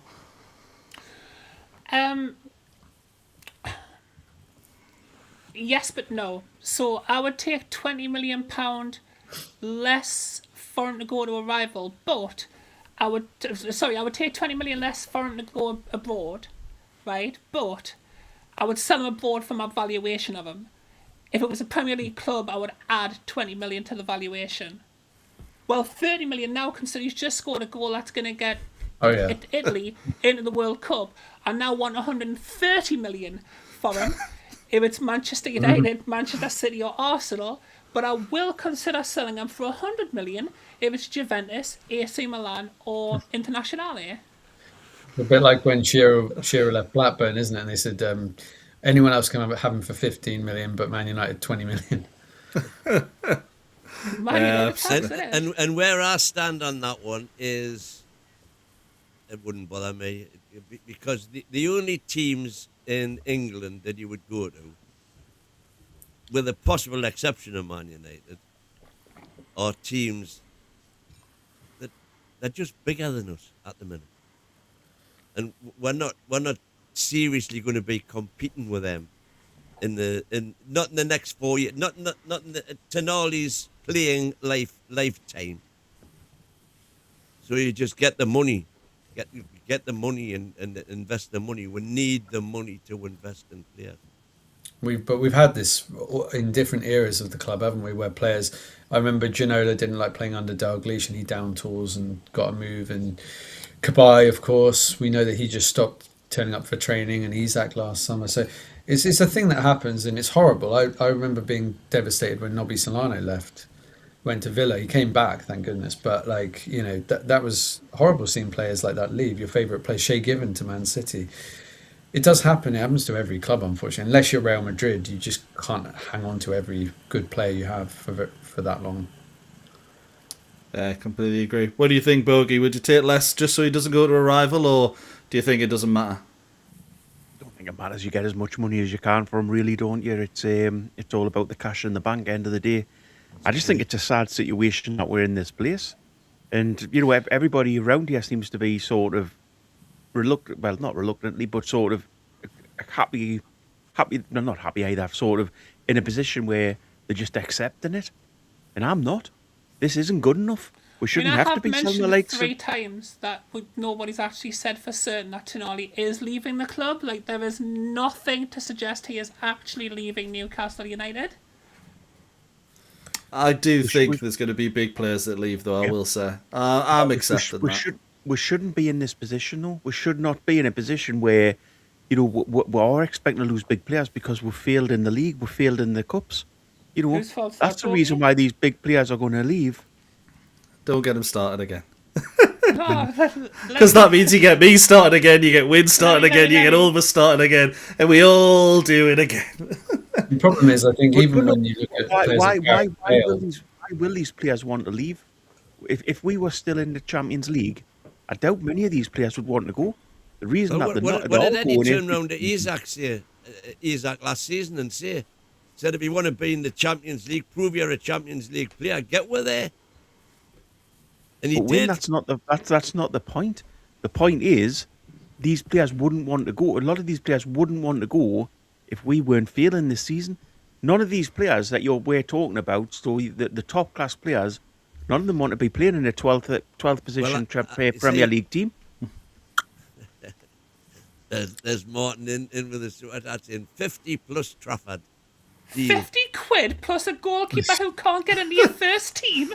No, I'm not selling me car for that. Listen, I think that's a high. million plus. If he wants to go to Man City, that would be the obvious carrot for them to dangle. How many times has Tonali made it in the last 16 of the Champions League? Can somebody get that stat up? Well, he did play to Milan, didn't he, once? Can I just ask a quick question? No. In regards to in regards to all this, Stop bullying. with Tonali, do you think he'd want to go if we were a Champions League team this season? Yeah. I think, to be honest, I think Isak did. I think there is a good chance that it was going to happen anyway. As I said before, I think it's been accelerated by the terrible season we've had. But I do think, much like Isak last season, when the money comes calling, unless you're a Geordie, and even if you are a Geordie, to be honest, you're picking up the phone, in my opinion. Yeah, I think. But I do get where you come from. I always felt like Tonali was destined to have a fairly short stay here for some reason, like just the narrative of maybe. But I think when Bruno came in, he said, "I want to play hundreds of games for this club, become a club legend, all this stuff," and you think, okay, and he's kind of backed that up. Whereas I think with Tonali, it was more of a low key. And I think if the first season... Listen, I'm still convinced to this day the only reason we got Tonali was because AC Milan, with all of their connections in the Italy FA and all that, they knew what was coming round the corner and they said, let us get a quick 55 million here. Well, I agree, because Nobody will ever convince me differently. I think his price tag plummeted, didn't it, overnight almost? It's like went from 80 to 50 million. You're like, something's happened. So, yeah. Something's on the horizon. What's happened here? He's bad for how long there, sorry? You see who can afford him as players we I don't know what. Trade. Or what? We trade. Yeah, it'll be trade. 100%. Yeah, that's the thing, that there is options there. You do see, I mean, if you look at Forest going for Anderson, they wouldn't have, well, I mean, they were getting him for 15 probably regardless, but Vlachodimos in part of the trade. Chelsea and Villa have had a lot of trades in there as well. Realistically, we need to, start tweaking things and actually, start going into these kind of deals with other clubs a little bit more than what we do. But just so in there, just go back. Did miss. Actually, I'm going to go back to something. The Bevis, because I said I've never heard anyone saying Eddie Howe solely won us that cup, and I do apologise to people for going back. But the Bevis has said you did a 10-minute poem on how Eddie Howe won us the cup. Wait, is that correct? 10-minute poem? I did a 10-minute poem before the cup final. Okay, that's fine. Because I thought I was wrong there, and I was just saying, no one has ever said Eddie Howe won the cup on his own, but then I thought maybe you had there. And I was starting to think, oof. Darren Mills, who needs Corey and EastEnders? Absolutely. Turn that off and tune into us. And Who then... did they play for? Brighton, I think. Some of the young'uns coming through. Mancunian Way. The Mancunian Way, as you were mentioning before, obviously you won Trafford, so a little swap deal plus cash. To be honest, I'd be pretty happy with that, considering the talent that they have at their disposal. Becca, our hands are tied because of our wage structure. It always comes down to money in the end. Completely, to be honest. Let's be honest. We can't offer... Yeah, I mean, there's a fact for you, Bogey. Sorry, I shouldn't have interrupted there, but I was just going to say that's a massive point. We talk about if we were in Champions League, would Tonali... not that Tonali does want to leave, but if in this fantasy world Tonali does want to leave, if we were in Champions League, would he want to leave? If we were in a position to say, we'll give you £400,000 a week, would he want to leave? There's a big question, and I guarantee you the answer to that one isn't yes. Sorry for cutting you off there, Michael. My apologies. It's absolutely no problem. And just some of Travois just come in with there as well. Keith Downey said Tonali wanted to play versus the Mackhams, but wasn't allowed to. I will, obviously, fact check that myself, but I just saw it pop up and I thought it was quite interesting.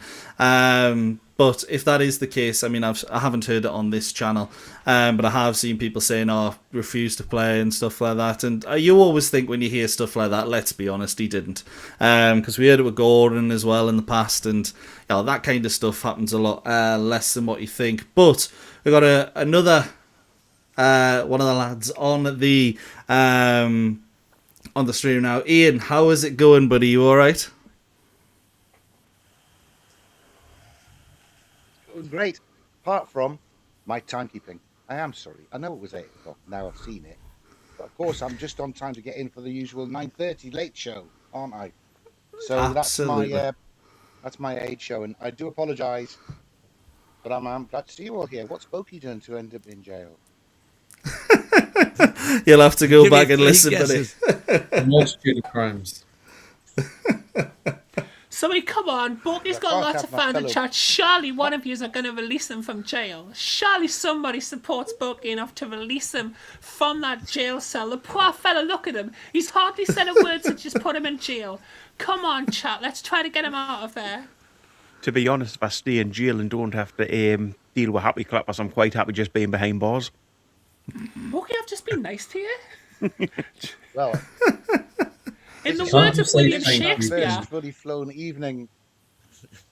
It's my first fully fledged evening as a proper bedwetter. I can't do it on my own. I'll teach Ian as we go on. Basically, disagree with everything Win says. To be fair, I also disagree with everything I say at the minute, which you've got, 18 months of practice with now? I was going to say, if Christina, don't say what you want them to say so you can disagree with them. Just make it up. It's fine. Nobody questions it. Just put words in their mouth. But Ian, I want to get your take on. With another I'm not really. assist. I'm not really. I just don't know if I trust Howe with all that money. That is Well, another thing. presumably it won't be how. Sorry, my take on what, Michael? No, continue Because- with your point, mate. I can get that later. You wouldn't trust Eddie with that money. Would you trust Ross Wilson and Just think Thomas it's he's got what? He's, Federspiel with it?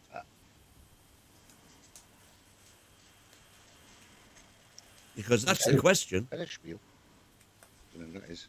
I don't know. I mean, I'm hoping Ross Wilson is in there helping, but if he is really an Eddie appointment, which he might be, I mean, I just don't trust the bloody thing that's going on.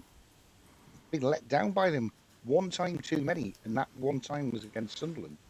So I think Boakey's been right when he's saying we've got a great way of playing when we're playing one game a week.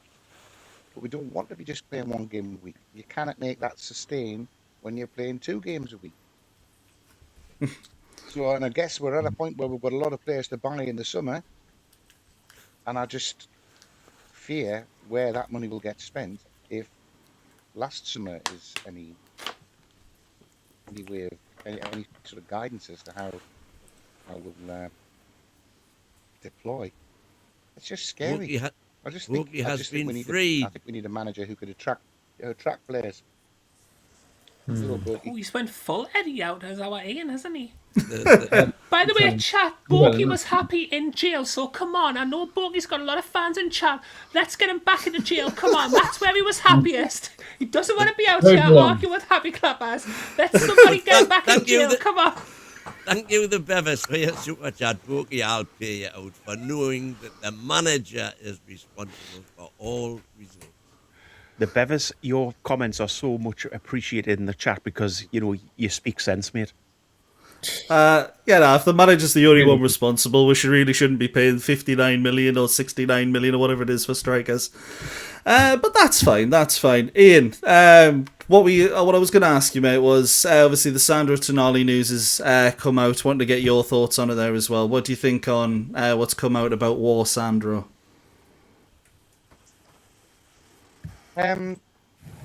I was disappointed to see him start tonight without then hearing Keith Downey say that he did want to play but was told he couldn't. But fair enough. Do we accept that or not? I don't know. I don't care.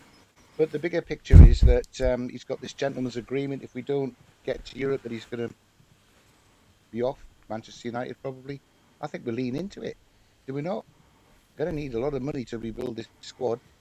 There's not just players we won't get very much for that need replacing with younger, better players, but there's a whole load of contracts expiring that we need. I think we need cash. I'll lean into it. We'll get a good price for him, though. That's a good argument, 100%. 100 mil. Was as in again? Ian's a lumberjack and he's okay. He works all night and he sleeps all day.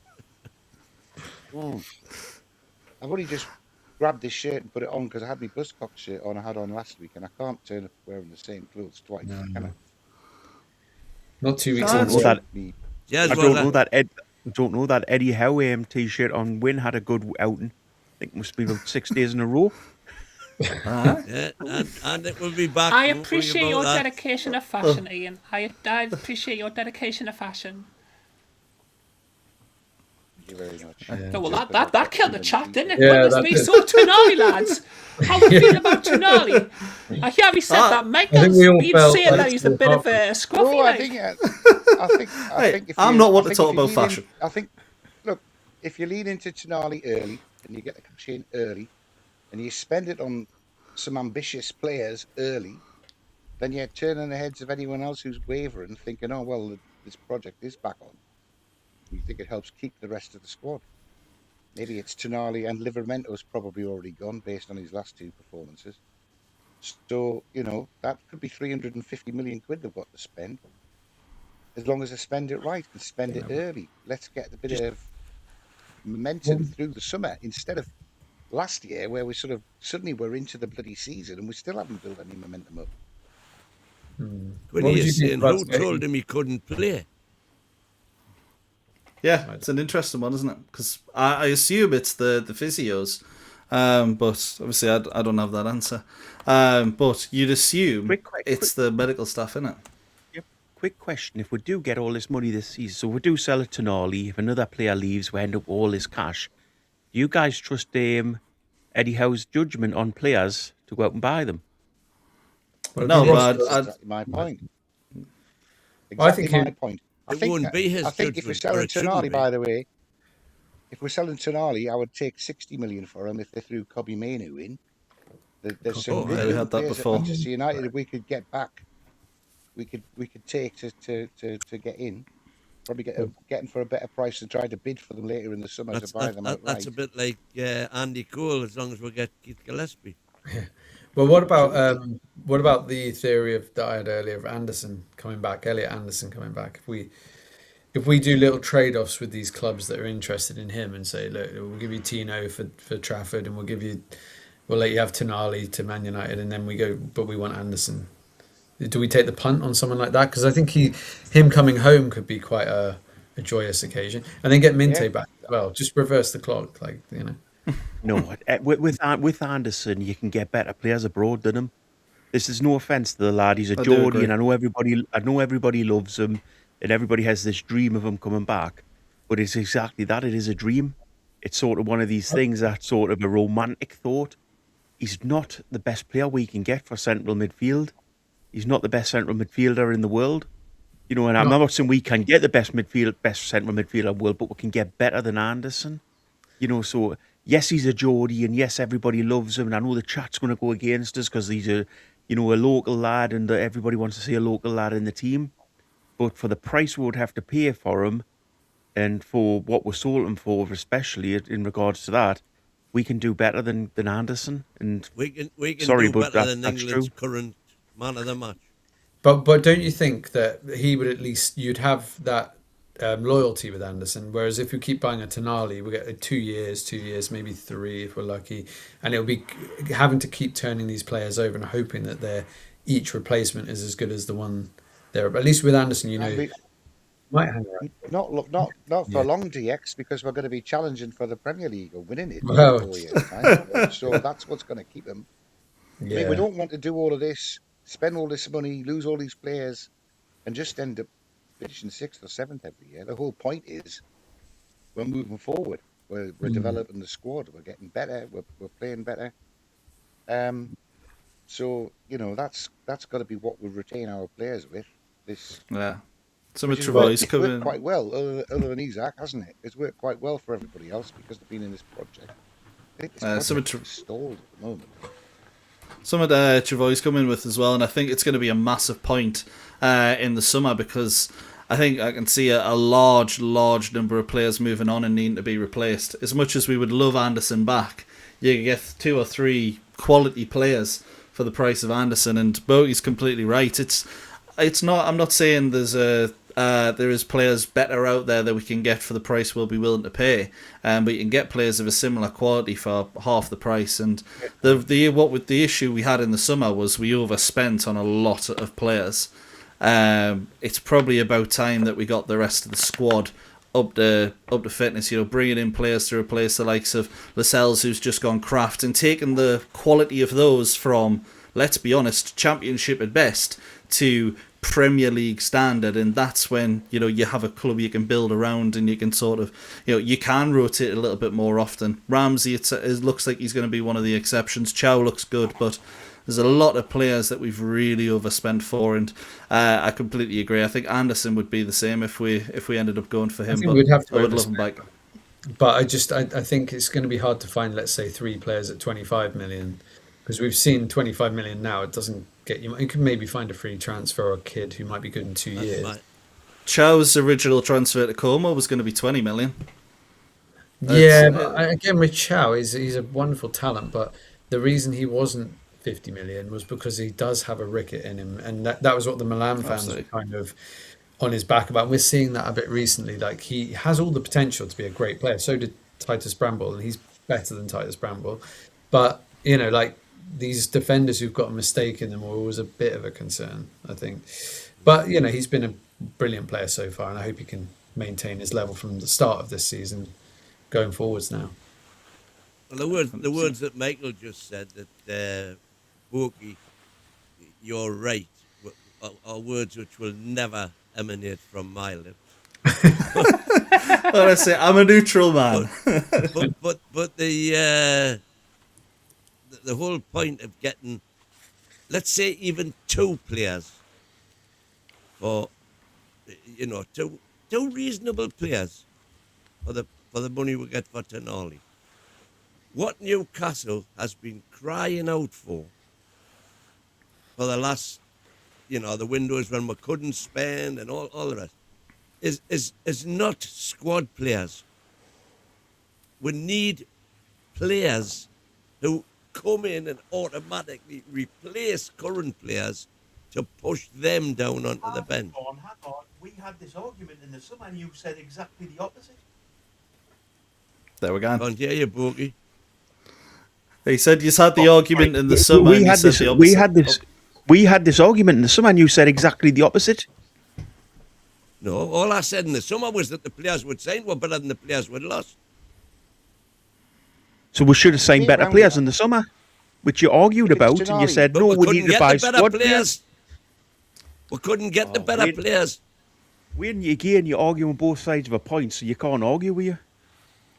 I'm arguing that Ramsey was better than Longstaff, that Elanga was better than Almiron. So hang on. What you're naming here, are these all squad players that we're talking about? Yes, because that's what they were. So why didn't we sign first team players like you're saying now? Because we couldn't. We tried. So Eddie Howe failed because he couldn't get the players in? Correct. Well done. Not the only reason. Wait. Of course, it's not the only reason. Wait, let's Because we let's couldn't not pay the money say- and we didn't have the pull. And Eddie Howe, that being manager, is not part of the pull. Newcastle So hang on, hasn't got the pull of Chelsea or Man United or Liverpool. having a big manager doesn't give you more of a pull. Eddie Howe picked the does. wrong targets last summer, I think. That's why we didn't get them. Someone like a Mourinho or a Pochettino, he'd attract the players. And they've got the experience of spending this much money. Eddie Howe hasn't. Well, So can I His greatest just signing in the last 2 years was getting Lloyd Kelly for now. the best signing. Great signing. I forgot. I What would say second. Lewis Hall. Lewis Hall probably a little bit better. No. Can I just And put some? I'd put Tino there as well. I'd put Bruno there. I'd put Isaac there. He said the last 2 2 seasons. Well, Lewis Hall signed 2 years ago, but yeah. No, I know what you mean. Lloyd Kelly was a good signing.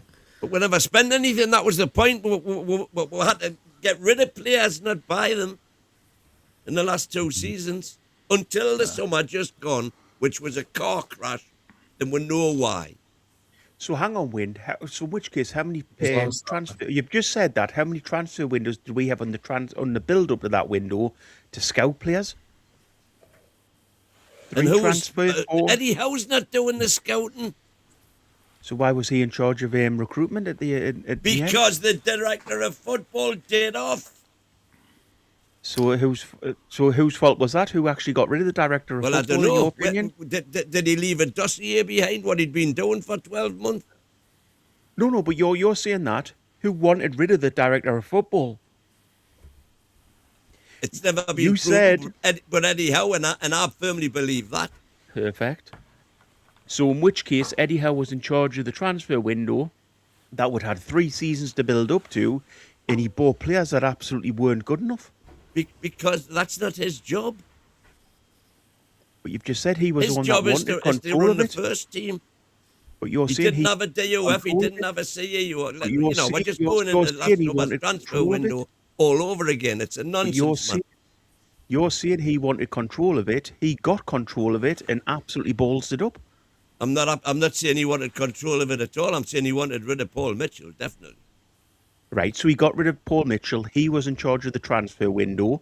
So what And at the players did same we sign time, that? Darren Neils went. Well, Darren Neils had already been in absentia for 7 months. Again, you're not answering questions. You're deflecting What's the off the question.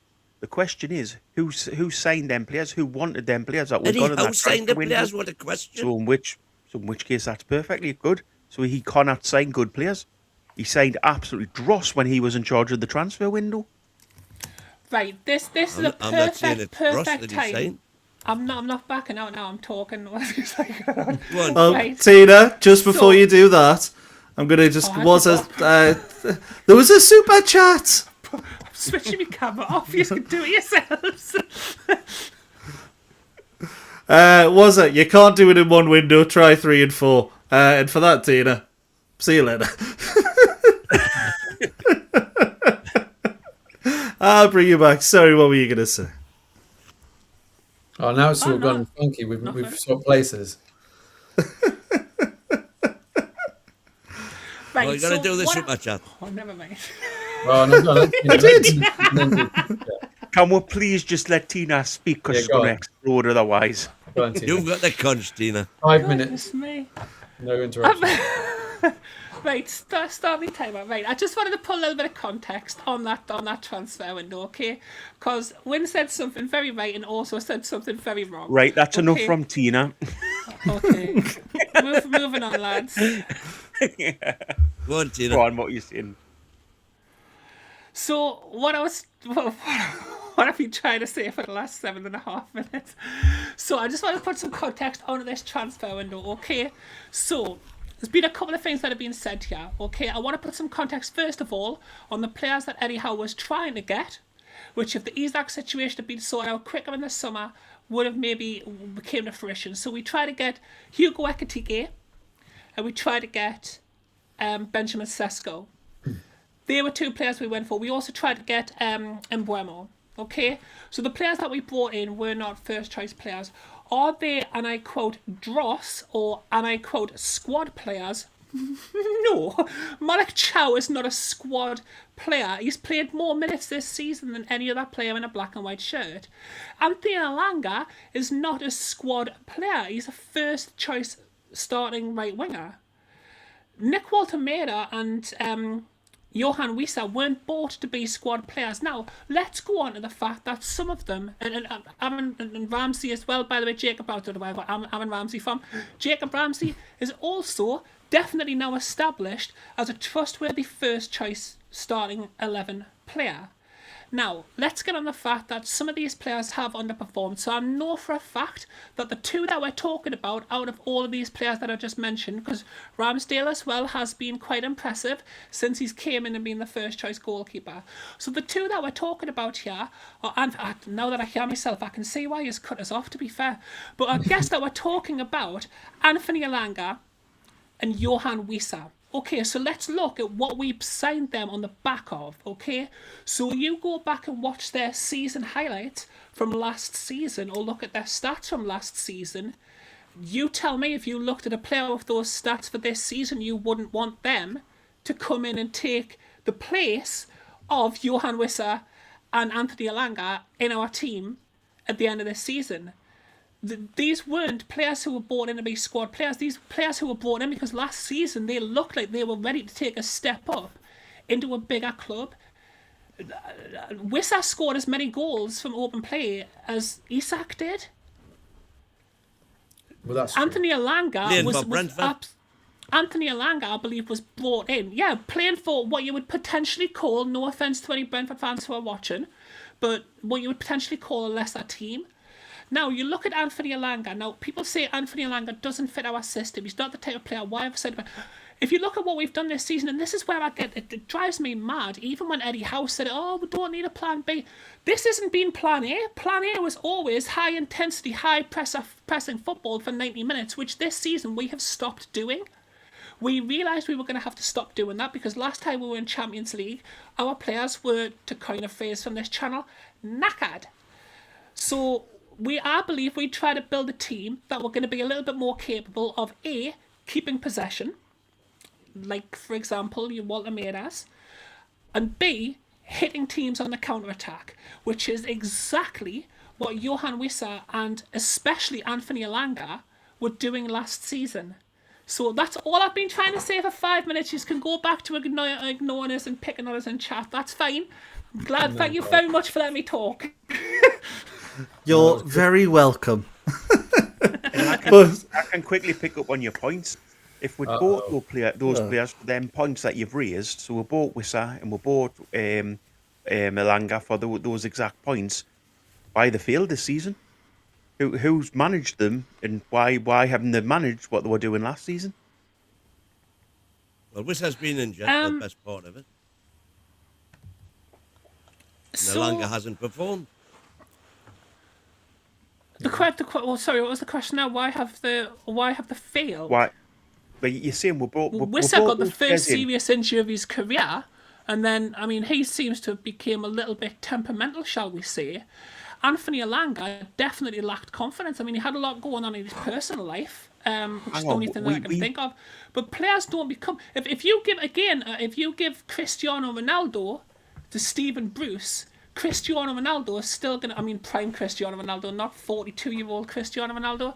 But if you give Cristiano Ronaldo in his prime to Steve Bruce in his prime, Cristiano Ronaldo is not going to stop scoring you 30 goals a season because Cristiano Ronaldo is a world-class footballer. Exactly. A manager can only have so much impact on a player. Why has Wissa stopped scoring? We paid over the odds for Premier League. We paid over the odds for Premier League proven players so that they could come in and set the team straight away on fire. You just go on about Eddie Howe being this manager that can develop players. How does he feel so badly with them too? How many times have I said that, Borky? I'm not sure that I do go on about that exactly. But never mind, again, we're back into that same situation where Borky's just going to put words in people's mouths and then we're going to have to come up with an answer on it. Otherwise, we're going to be accused of deflecting, or chat's going to say we're sidestepping questions.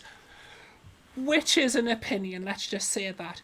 Why have those players failed? Well, let's look at it. Why has the rest of the team failed? Is it because of No. Let's just look at them two players.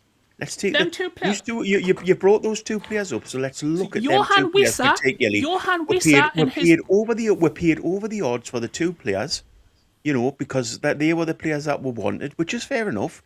We're paid over the odds because they were Premier League proven, so they could come straight into the team. How do you justify how bad they've been this season?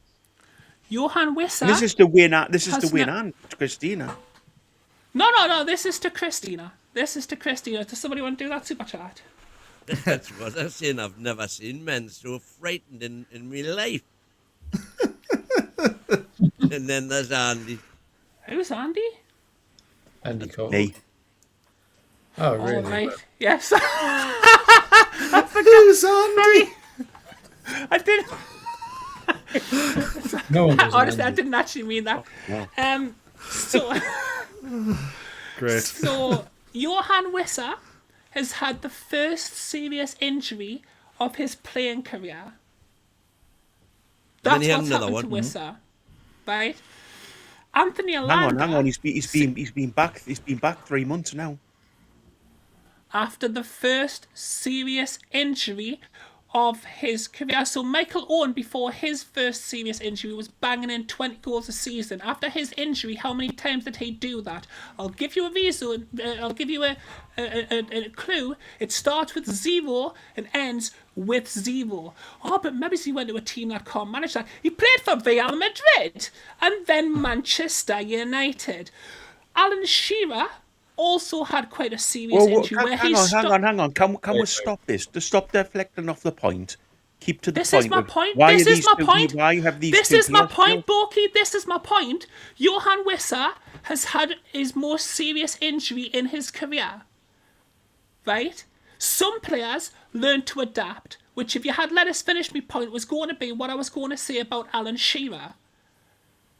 Now, some players fail to adapt, such as Michael Owen. An injury can affect a player massively if they don't come back from that. So yeah, Wissa has been fit in the starting lineup, but he's just not the player that we had signed. He's not the player. This player was banging in 19 goals last season.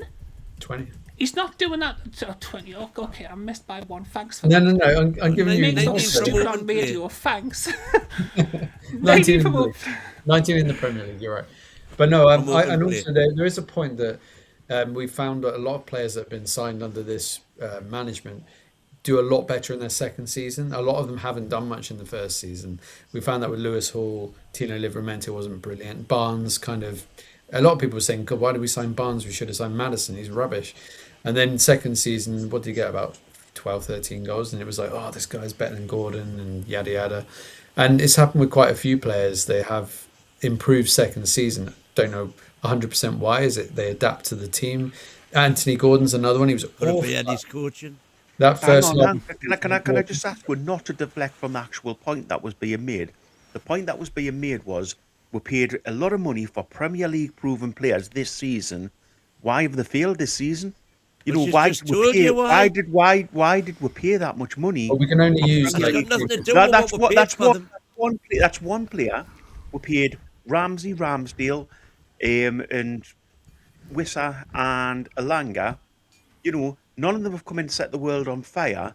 Why have we paid so much money for Premier League players that we could have spent probably more effectively on foreign leagues?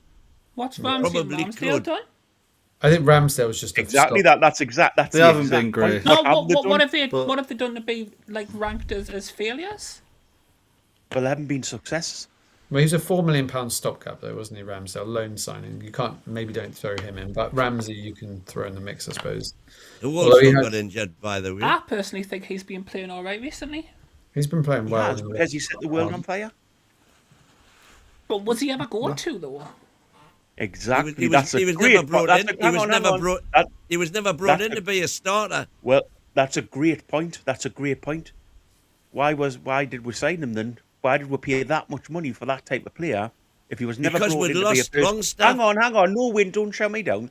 He wasn't brought in to be a first team starter, and he hasn't. Correct. He was never brought in to set the world on fire. Why do we spend 45 million on him? Well, 'Cause he was an that, improvement that's on how much it Longstaff. cost.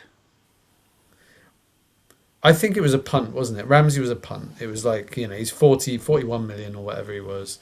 Not a huge amount in today's market. They saw it as an opportunity. Aston Villa had to sell a player. They weren't going to sell Morgan Well, the Rogers. fans were good at. It's Yeah, and mad he- that 40 he has- million's nothing these days, by the way. Yeah, I Hang know. on, Win. What did you just say there, Win? Villa fans were. Were good at when they lost Ramsey. Did you watch their podcast? Because all of them were laughing at. We're saying you've signed with sixth choice midfielder.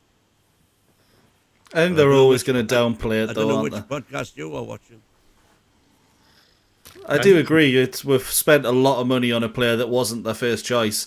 I don't think he was sixth choice to say. No, They're that- always going to downplay it, but It was their coping mechanism. They said we've got 41 million for our sixth Mm-hmm. choice. That's like us. We could have done the same for let's say Miley. Would we have been happy for Miley to go? nah. No, We said it with Anderson, didn't we? We could have solved the pain by saying, well, we've got 50 million for our sixth choice. Yeah, that's true. Good point. Good point. But again, you're deflecting. Did we overpay for Ramsey? That's a question to you. Did we overpay for Ramsey? I don't I think don't know. we In Yeah. today's market, No, I think we paid about right for Ramsey. I think we overpaid for Vista and Alanga, though. I'll give you that, and Voltamada. definitely. I think we went 10 million too much for We Ramsey. didn't overpay For where he for is a guy. now. No, but not from where he is now. From when we signed him, he was never coming in to be a replacement for any of our midfielders. Did we overpay on that player? Which No, one? no, Could we have got- because you if- need if- quality on the bench to bring No, on. Ramsey, I don't think we did. But you overpay. never sign a bench player, Win. You'd never ever go out and sign a bench player. This is the point I've been trying to prove to you for months. You go out and you buy a better player than what you've got on the pitch. We and can't the player on afford the them. pitch, well, the player you've got on the pitch becomes the bench player. So, Borky, would you say You- that a you- manager you who fight- signs a bench player is a bad manager? Yes. Brilliant. Well, I love that. right, Do you I'm going remember to stop earlier this on? here. No, I'm going to stop this here. We're not going to repeat ourselves over and over again. I'm putting a stop to it there, and we're going to move on, and we're going to go on to the old confidential that was coming through.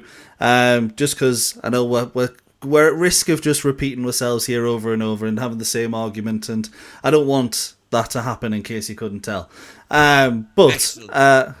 Just notice some of the negatives, and I hate ending on negatives. And we've been negative for too much 2 hours now, to be honest. But I want to start with the smallest, and we'll build up. And the positive actually seems to come with a bit of, and it relates to what you've actually been talking about, the differentiation in where we're looking to get players. Johan Martinez, with reports coming out that Newcastle are close to signing the 16-year-old Ecuadorian from Independiente del Valle. Obviously, Win, you were talking to me just before about Thomas Federspiel. Came in first appointment at Newcastle by Ross Wilson. Worked with him in Nottingham Forest. What do you think about him? Does it look like he's done a good job from the research you've done? Yeah, he's certainly got the pedigree. He's got the same kind of pedigree that we attributed when we were all so pleased to be getting Paul Mitchell at the time. And Ross Wilson's brought him with him from Nottingham Forest, obviously. But as far as Johan Martinez is concerned, of course, the problem with him at the minute is he's a 16-year-old knocking doors out of windows at Independiente del Valle. But we can't sign him until 2028. So what we've actually done is we've secured an agreement for the youngster who will officially join in 2028 when he turns 18, because you're not allowed to sign minors or whatever.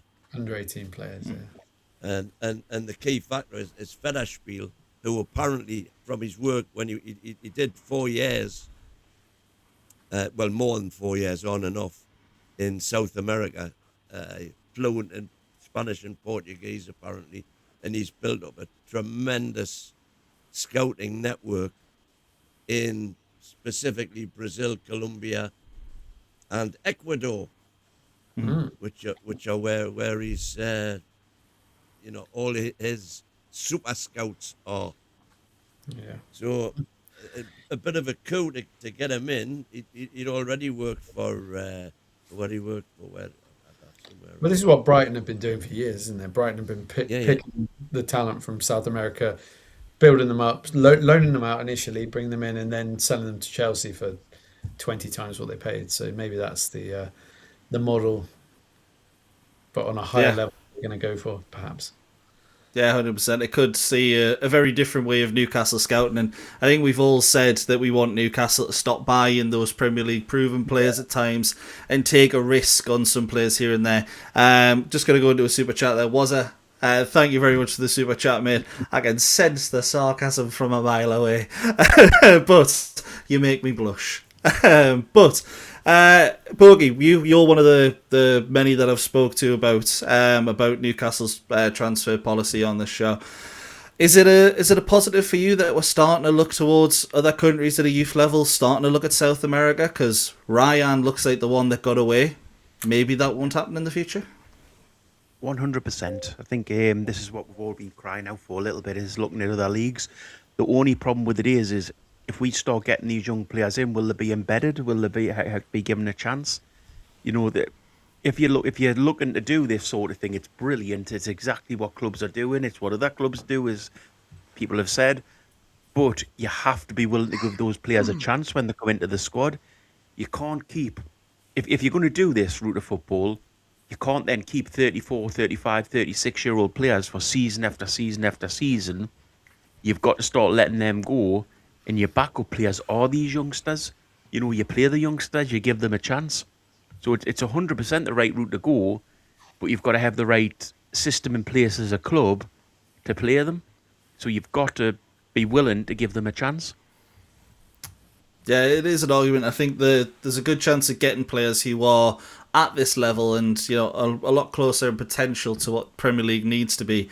I don't think we've got that at the minute. Personally, Alex Murphy, etc., has recently said he would rather be somewhere else playing football, which can't really blame him for. Ian, I know you're a fan of Murphy, but this initiative of getting players from South America seems like one that could help us, improve us, and get those youth players in. What do you think? Well, no, I'm all for it. I mean, I think there's a whole load of kids in Europe as well, which we need to get stuck into. It's a shame he's 16, though, isn't it? It's not that exciting when we're not even going to see him for 2 years. I'd like to be bringing 18, 19-year-olds in that we don't then send out on loan immediately. You know, I was very excited by the buzz around Darrow, but he just went straight back out on loan, back to Spain. Presumably coming back at the end of the season, but I don't know. How's he got on? The first one went wrong, didn't it? The second loan, he's not played that much. Is he going to be the winger we're looking for?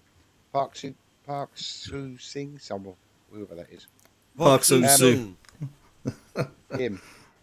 He looked fab.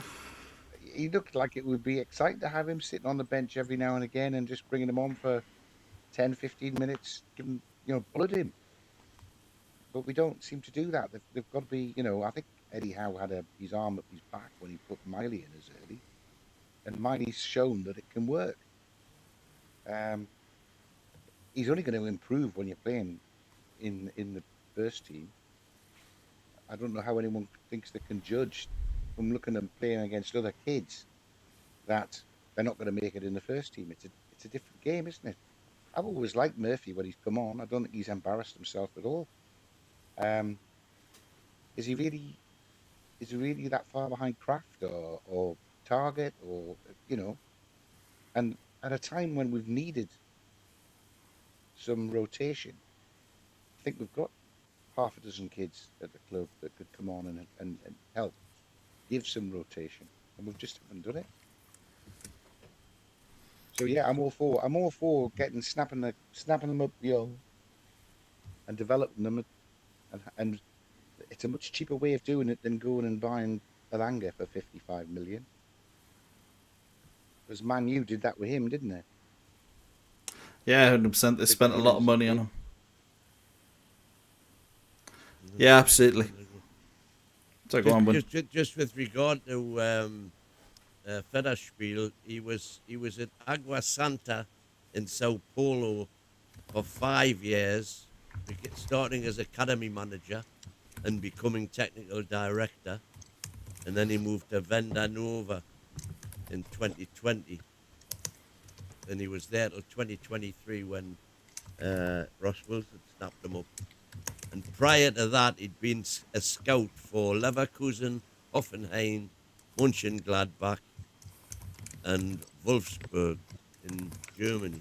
Going all the so he's way got back a decent resume. And he was a video analyst for Leverkusen beginning in 1995. Jesus. How old So is he? he's been doing the job for 30 years. I'm doing more digging just to see which gems he's come up with. Apart, we all know about Murillo, of course. Yeah. But let's see if he's unearthed any others for the other clubs that he's been at. Yeah, definitely some chances there. Sorry. But I think his most famous quote is, "The best time to judge a player is 30 seconds after he's made a mistake." Because then you can see what sort of character and oomph they've got about them. Seen a lot of players' characters this season. Or do they battle on to try and get the ball back? Ooh, we're talking about famous quotes now. Can I just do one panel's famous quote? Uh-oh.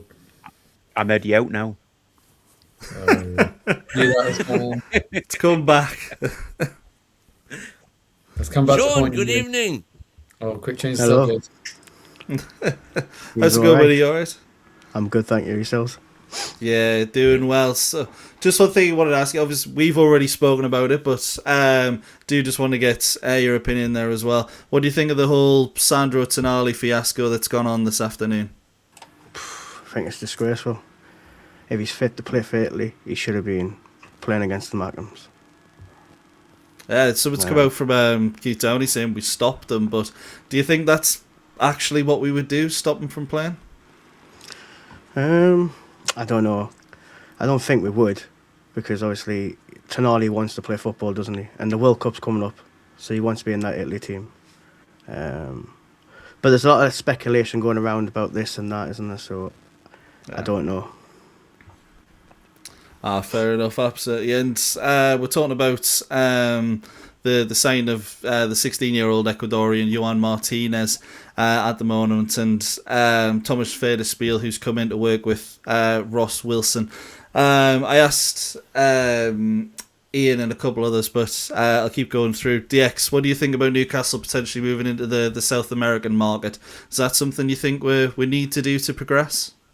Yeah, I think it's about time. I mean, we've been linked with quite a few of these young Brazilian players, and we used to under the only time I remember us really doing it kind of effectively was under Sir Bobby. When the first couple weren't very good. I think we got Brasidas and Cordoni and that, but then we ended up with and Gavilan, but we ended up with Solano, and Acuna was quite a good player, and one or two others did all right. So I like the idea of it because there's definitely more value for money in that market rather than trying to go for clubs that are just below us in the league, like Forest and maybe even a Bournemouth or a Brentford. Trying to pick their players up.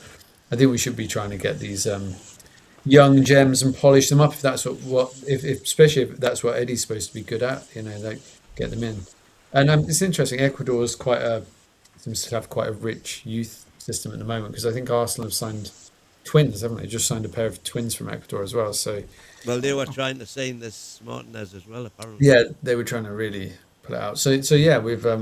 It's not done, is it? It's not a done deal. We've still got to get the terms. No, apparently the agreement is in place for him to join us in 20. Okay. Yeah, I mean, 2028. And like I said before, I think the fact that we've seen Brighton have pulled in some fantastic players. Like the one that sticks out is Casado, of course. And they signed him for 4 million and sold him for 100. What was that 110 or 112 or something? Which Federspiel was responsible for, apparently, for bringing him to light in Ecuador. Oh, okay.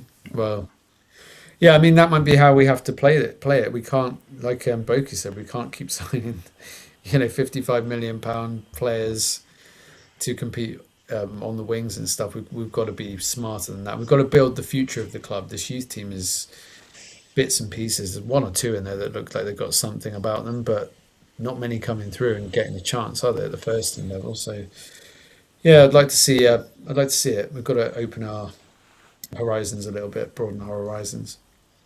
Yeah, absolutely. And just when we're getting there, there's a few players being mentioned in the chat there as well, which I'll get into in just a second. Another super chat in there from Wazza. Thank you very much, buddy. Saying, Tina, don't look now, but you're surrounded. And and lovely stuff. Thank you very much, Wazza, mate. Travoy's in there with a lot of players, and I can't claim to know too much about a lot of them. I've heard of Barrios, Cisse and Lamine Camara, but my knowledge on the rest isn't particularly great. But we got check out Nato Agaku, Thomas Damaris, Joaquin Pinicelli, Paulo Barrios, Dejao, Cisse and Lamine Camara. Again, I haven't got too much of a knowledge on those, but I do recall us being linked with a fair few of them in there as well. And Irish Toon Assassin letting you know how you can get all of the perks that come along with this channel, and that's by joining NTTV Plus, where you'll also get player ratings, as you can see on the right hand side if you're on YouTube, at times with myself and Ian, and plenty of member exclusive content. And then just to keep on the positive note, because I want to keep things positive for at least another 10 minutes. The two Lewises, Miley... 10. Lewis Miley and Lewis Hall look set to renew their contract with Newcastle United. Hall has been linked away with a move to Manchester United a few days ago.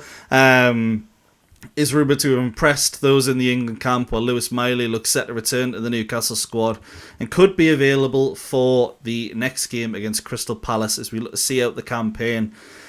Bogey, I'll start with you. How important is it that Lewis Miley and Lewis Hall secure their futures and we keep them for the next 5-10 years? This might be a little bit controversial, but I think Hall's more important than any player in the squad. I think Hall is a brilliant player. I think he's got all the attributes to be a world-class player. He's still that young. He's still young. Whether he stays at left back, whether he moves a little bit further forward, doesn't really matter. He is a brilliant player. To be honest, I'm surprised a lot of these other teams are looking at the likes of Tino and looking at the likes of Tonali even, or a Bruno even over Hall. If I was a manager out there and I was sitting looking at Newcastle United, I'd think, bloody hell, I want that little brilliant left back that they've got. He's world class. He's fantastic. He can run with the ball. He can hold the ball. He can tackle. He's he's got every attribute that a footballer needs. He's got that little bit of, nastiness in him. I'd never noticed it till a couple of weeks ago, but he's got that little bit of, bite in him that, you think, that makes a great player. And I just think, moving forward, if I had a choice, Hall would 100% be the player I'd want to keep. Miley as well. Miley's proved that he can cut. Miley's not in the same class as Hall, to be fair to him, but he is a player that can cover certain positions. I think he's a little bit, to my mind, like a little bit like a Stevie Watson. In regards, sorry for people who can still remember him, I'm maybe talking a little bit too far back, but he's a player that he's a local lad and he'll put in 100% and he'll cover a multitude of positions. So I think you could play Miley in any position and he'll give you that little bit extra because he's a Geordie. So I think both of them are brilliant signs if we can get them. But as I say, with Hall, it would be the first player I would be offering a contract in that squad. Yeah, 100% agree. Absolutely fantastic player. And it looks like he's been a bit of a hit in the England camp as well, which is only going to make teams who have players in that England camp going, oh, by the way, have a look at this kid, because Was that absolutely positive incredible. enough for you? Oh, absolutely spot on, mate. It's exactly what I wanted. I'll send the bribe over to you later. We're talking about academy players in there. I'll ask the rest of the panel as well. Don't you worry, but just put some from the chat in there as well. We have some ready now in our academy. Michael Mills for one from Irish Junior Assassin, and Travoy asking, how is Mason Miley doing in our youth team? I think I saw him play right back the last I watched. Yeah, him much like Louis Miley. Been tested at a few different positions. I can't say I'm 100% knowledgeable on him, but I saw that as well. And from what I've heard, he is still impressing a lot of players in there. But Win, move on to you next. Louis Hall and Louis Miley, they essential for Newcastle's future, do you reckon? Louis Hall on record as saying he wouldn't be the player he was without Eddie Howe. True. You know, how he's brought him on. But what else is he going to say? Says Bogey to spoil the fun. Not a worry. But Miley, I think, great analogy. That was a terrible Bokeh impression, by the way. with Stevie, great analogy with Stevie Watson. The only problem I have with that is that he becomes a jack of all trades instead of master of one. And I think if we've got one player on our books who I think can fill Tonali's boots, it's Louis Miley. And I wouldn't want him to be dropping back, filling in at right back or even centre back, as he has done. I want him to concentrate on improving in that position as a six, basically. Because I think he's got every attribute you want to become the next Patrick Vieira. I know that's high praise. Wow. But that's kind of where I see him. Yikes. What do you think about that, DX? Do you agree? I actually do think he reminds me a bit of Patrick Vieira. The way he plays, I'm not saying he's going to be as great as Patrick Vieira was, but he's gangly, he's got long legs, tall, good on the ball. He's got those little flicky touches that get past people. And I also agree that Miley, Hall and Bruno for me are the three crown jewels of this squad. So they'd be the three I'd absolutely bust a gut to try and sign up long term. I know Bruno's 28. Still think he's got a good 5 years in him. So yeah, but yeah, I'd be really, those would be the three. If they all get new long contracts, then good, well done. Yeah, absolutely. Sean, what do you think, mate? Those are the three crown jewels of the squad for you? Yeah, absolutely. Like I say, Lewis Hall, he's what a player at left back. How he can dribble, go forward, attack, even his vision. You know what I mean? He's just quality.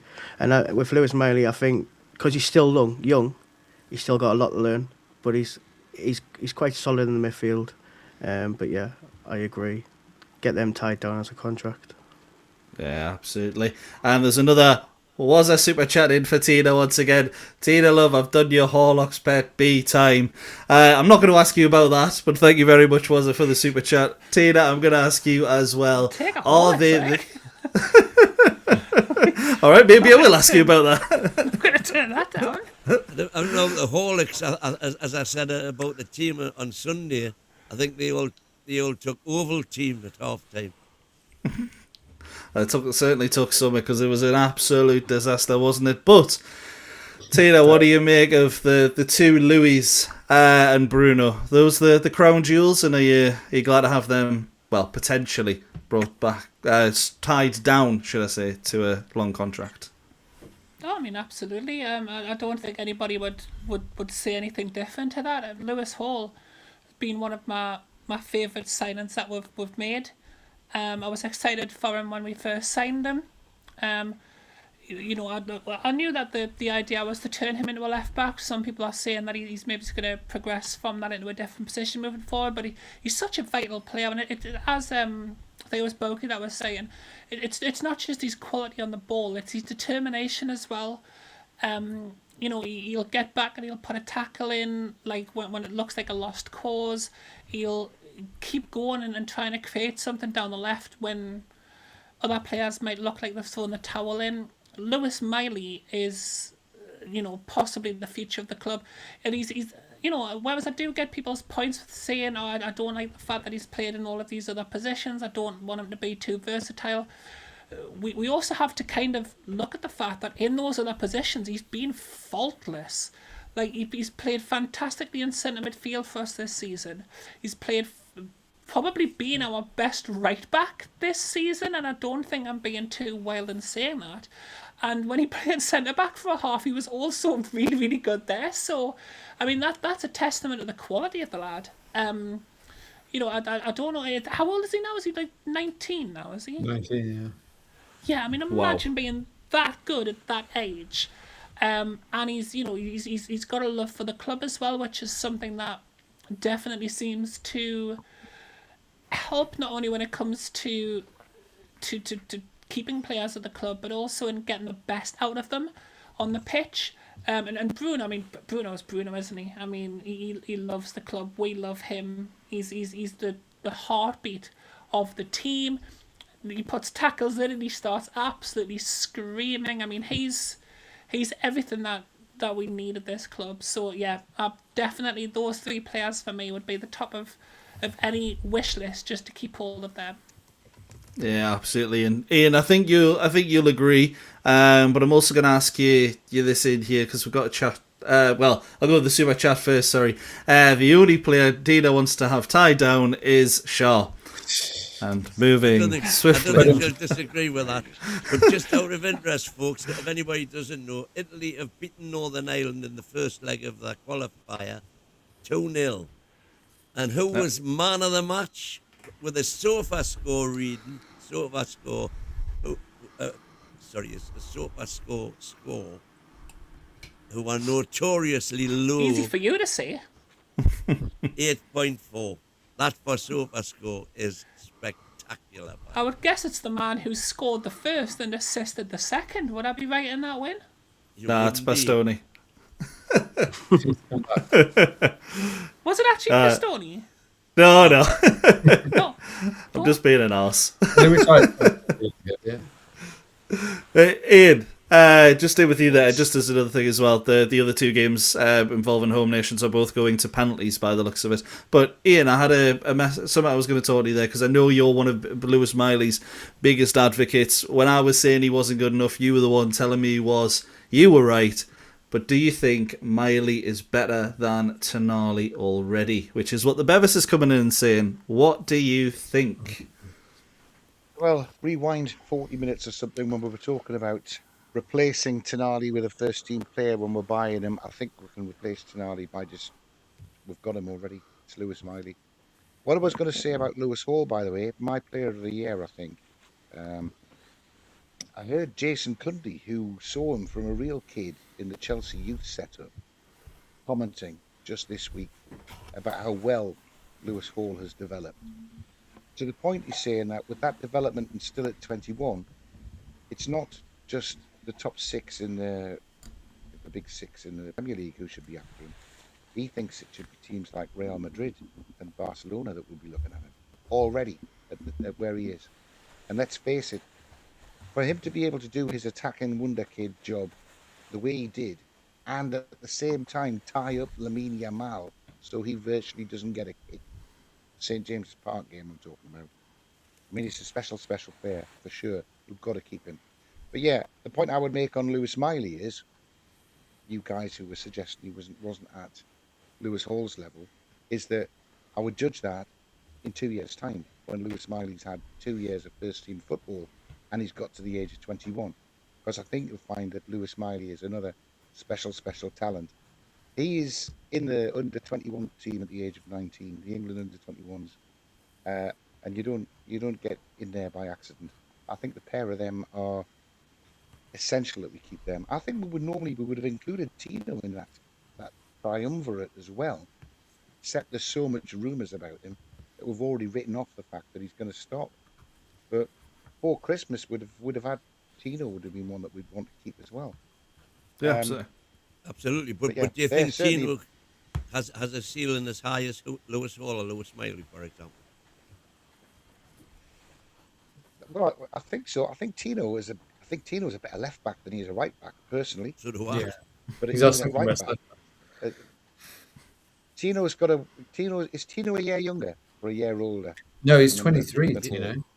Tino Is he right? much He's older. He should be 23 getting horse. on with learning how to.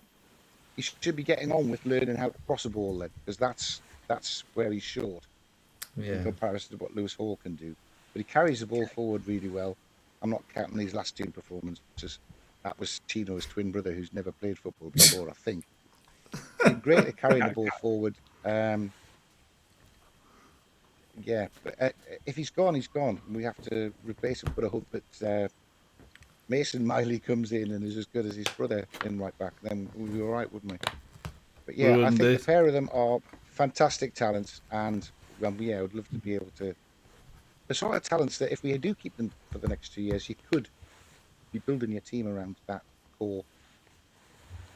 Chow and I was defence. just going to say, do you think if we keep that back four for the next 3-4 years, there could be a Premier League winning back four? You know, you've got Tino, Botman, Chow, and Hall. If we get some good backup for them, I think them four as a back four, no team in the Premier League would want to come up against them. They are a formidable back four. Botman, I think I've it's got still the case when those four have appeared together. I know it's only 2 games, but they haven't conceded a goal yet when those four have been on the pitch together. And I know there's been a lot of slagging off of Botman this week for getting injured again, but he got injured actually. When I've watched the game back, he got injured putting his head on the line to try to protect her. You know, he actually got injured in the jaw because he was willing to put his head in where other players wouldn't. Yeah. You know, so you talk about, the local lads and things like that being willing to do that sort of thing. I think that lad proved at that point that he's willing to put his body on the line to protect Newcastle United. And if that had been Byrne, we'd all be sitting here going, that's because he's a Geordie, that's because he had more passion. But it was Botman, fair point. And it's just because he gets injured sometimes, but he got injured trying to protect Newcastle United.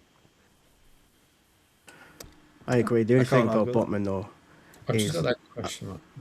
I think he's a good defender, a very good solid, but he's injury prone, isn't he? If we can keep him fit, what a solid defender. And I think Chow and Botman will be solid too. And obviously with Lewis Hall on the left, and if we do keep Tino, it is a good back four. I think it's a high risk back four. You've got Bruno and Miley in midfield. Ramsey on the bench to come on. We need to buy one really good midfielder, don't we? We need this number 6, Christina. Which I've been saying for ages. We need a number 6. Yes. Well, you see, you could get I think Miley can be the 6 as a make weight. But Miley's better than the 6 man. Miley's. Do you not remember his third game or something? Fantastic ball. Where would you? What would you say? Pass. When we talk all about these 6, 8s and 10s now, which I've got no time for really. But which of those numbers would you put Rice in, for example? But Rice is boiling a bag, isn't he? He's been but he's a 6. A lot of his career I would put him as a 6. He's played as a number 6, but he's better as a number 8. I But think. Win, can I just ask? But he's Goals, 110, he was to 110 million pounds because he was a 6. Meili but with a with super- Meili, yes, Win with Meili, would you not play him? Would you not want him in the team on a regular basis? Of course I would. So in which case, you've got your 3 midfielders. Who's the third? And your point is? Well, why we're arguing on the point of not having enough midfielders when we have? Because So I in want which one case of them to we've be got a 3. 6. So which one would you take out if you had a number 6? I would have Tonali and Bruno in front of Meili. So Meili gets took out the team, No, Meili's the 6. right? So I don't get your Play point. a because 4-3-3. I'm saying, would you play them 3? You're saying yes, but I would have a number 6. I would play Meili in front. For most games, I think I'd play Meili in front of J7. So No, we'll go with them a 3 are fully best fit Meili. them 3 are best midfielders moving forward. Yeah. Cool. And, I completely agree. If Tonali goes, then me 3 would be Meili, Bruno, and J7. And that's the point. I'm removing J7 from the equation because I think in Meili we've potentially got better than J7, but what a player to have to come on from the bench. So why did we sign Ramsey in which case? That's what Because you I need started more saying. than one. Yeah, you need backup boots. Well, you do need backup, but we had Willock. I would- We had backup, so why Yeah, did we well, sign but what- Ramsey? I've Why given- didn't we? I've given up on Willock. You've just said that with J7, he's somebody as a backup. So why didn't we buy somebody who's better than J7 instead of buying Ramsey? Because that would maybe push Meili down the pecking order. How much would you have to pay? We've But that's got a good thing. Meili. That's a good thing. That's a good thing, and it wouldn't have pushed him down the pecking order. It would have pushed J7 down the pecking order. Took Meili out the team. But I'm saying, why didn't we do that instead? This is my This whole point of the conversation had transfer involved me. window. This would have been stopped by now. Hang on. In what sense? Go on, Tina. Which That point was- are that we was- getting? Stop it. No, I was saying if this conversation had involved me, it would have been stopped because it's the same conversation as before, isn't it? With the, well, why have we bought players for the bench? Exactly. That is a big point this But to season. buy, I the was point being is, but to buy a Cheap, player, possibly aggressive. So but to your buy point, Don't worry, I got it. your I point, knew buy you a did, player because you better laughed. than J7. hang on. So your point would be shut down the conversation because we've got no answer to this. So we're happy clappers will just sit there and agree with it because Are you trying to say that was shutting my it down. point? What No, I'm no, I saying was is just- we couldn't Joking, that was afford Michael. to buy a player better than J7 We could win because we we could. couldn't We afford could. his wages. We were fortunate enough to have that player on our books. We could have bought somebody better than Ramsey. Well, yeah, but who? I mean, there wasn't an abundance of central midfielders available for less than 40 million. It's all ifs, buts, and maybes It at the is, end of the but day, where, isn't where, it? where did we look? End of the day, we looked in the Premier League and we bought Yeah, Premier we League could have rule taken again. a punt. I mean, he obviously wanted Ramsey, didn't he? And I kind of understand it because if you watch videos, I know this is a couple of years ago, but they were raving about. There's a video of Rio Ferdinand and all these other pundits. Oh, this Ramsey, eventually he'll be playing for Real Madrid. He's too good for Villa. And then he had his injury, which was a setback. And I think we've just taken a bit of a gamble at 40 million on, yeah, he could get back to that level. And then we end up with a superb young player. So it's a bit of a gamble, but he does look a good player. I think he was worth signing. Even if he's a Willock replacement down, long term. I he's would, a better- if Tonali goes, I've got Ramsey's only Ramsey as 24, That's the same age as the first choice. ultimately. I've got Ramsey in the first team with Grimarish and Miley. I put my head of Joe Linton already. Oh, really? Seen enough. Joe Linton. I like That's fair enough. Well, I haven't Linton's got a weapon Ramsey ahead for a of Jason. particular game. But He's a weapon yeah, for yeah. a particular type arguable. of game, but he's a spare part in other games. Whereas Ramsey, I think, has a different set of skills for that side. It's a particular set of skill. Then you start again with the To forward be line. don't you? proven, shall we say. I think he's one that could syndrome. cover. Second season syndrome, dear. Yeah, Second season. 100%. Yeah, exactly. He's going to really shine next season. They all will. Hopefully they all will. Can I But just say Apart at from this point on this panel, we have to see if Howe does stay next season, the excuse cannot be it was a World Cup, so he didn't have time with the players. You've got to say if he fails next season, there's no excuses. if he fails I don't next think season, he'll it's even fail. more on PIF, in my opinion, because he shouldn't be here next season, in my opinion. Well, no, I I think it's agree. one of those we've sat there and we've gone, look, it hasn't. It's not working anymore. You go your way. You could get a great job. Let's be honest, the way things are. But that's not the main point. Newcastle, we do need to change things up. You can't say you're in a transition for multiple seasons. Things have gone off the boil. We're worse than what we expected to be. There's nothing wrong with that. You just move on, try the next thing, and yes, we might get worse before we get better, but you're never going to know unless you try. And talk about getting worse before it gets better. Once again, Craig Hope was reporting that there are potentially changes to the Newcastle United badge coming, and it's been confirmed by David Hopkinson that there are plans to make changes to the Newcastle United crest. Now, we knew that. We've heard that rumoured before, and it's not talking about a full rebrand. It's not talking about ribbing up history. I remember hearing rumours about a competition amongst the fans. Thankfully, it's not like that. Just small tweaks such as symmetry, design inconsistency, and modernising certain elements, which will potentially happen from the 2027-28 season. However, it's Newcastle United. It isn't just a logo. It isn't broke. So, Sean, I'll start with you, mate. If it isn't broke, the Newcastle United logo, do we really need to fix it? What do you think? No, I don't think we do. Like I say, it's a statement there, so if it's not broken, you don't need to fix it, do you? So to me, the badge is a badge. Obviously, it's got history, do you know what I mean? But I don't know what it's going to do. Yeah, exactly. It makes it a little bit easier to print, apparently. Yeah. But That's the thing, because it is broken from that very point of view.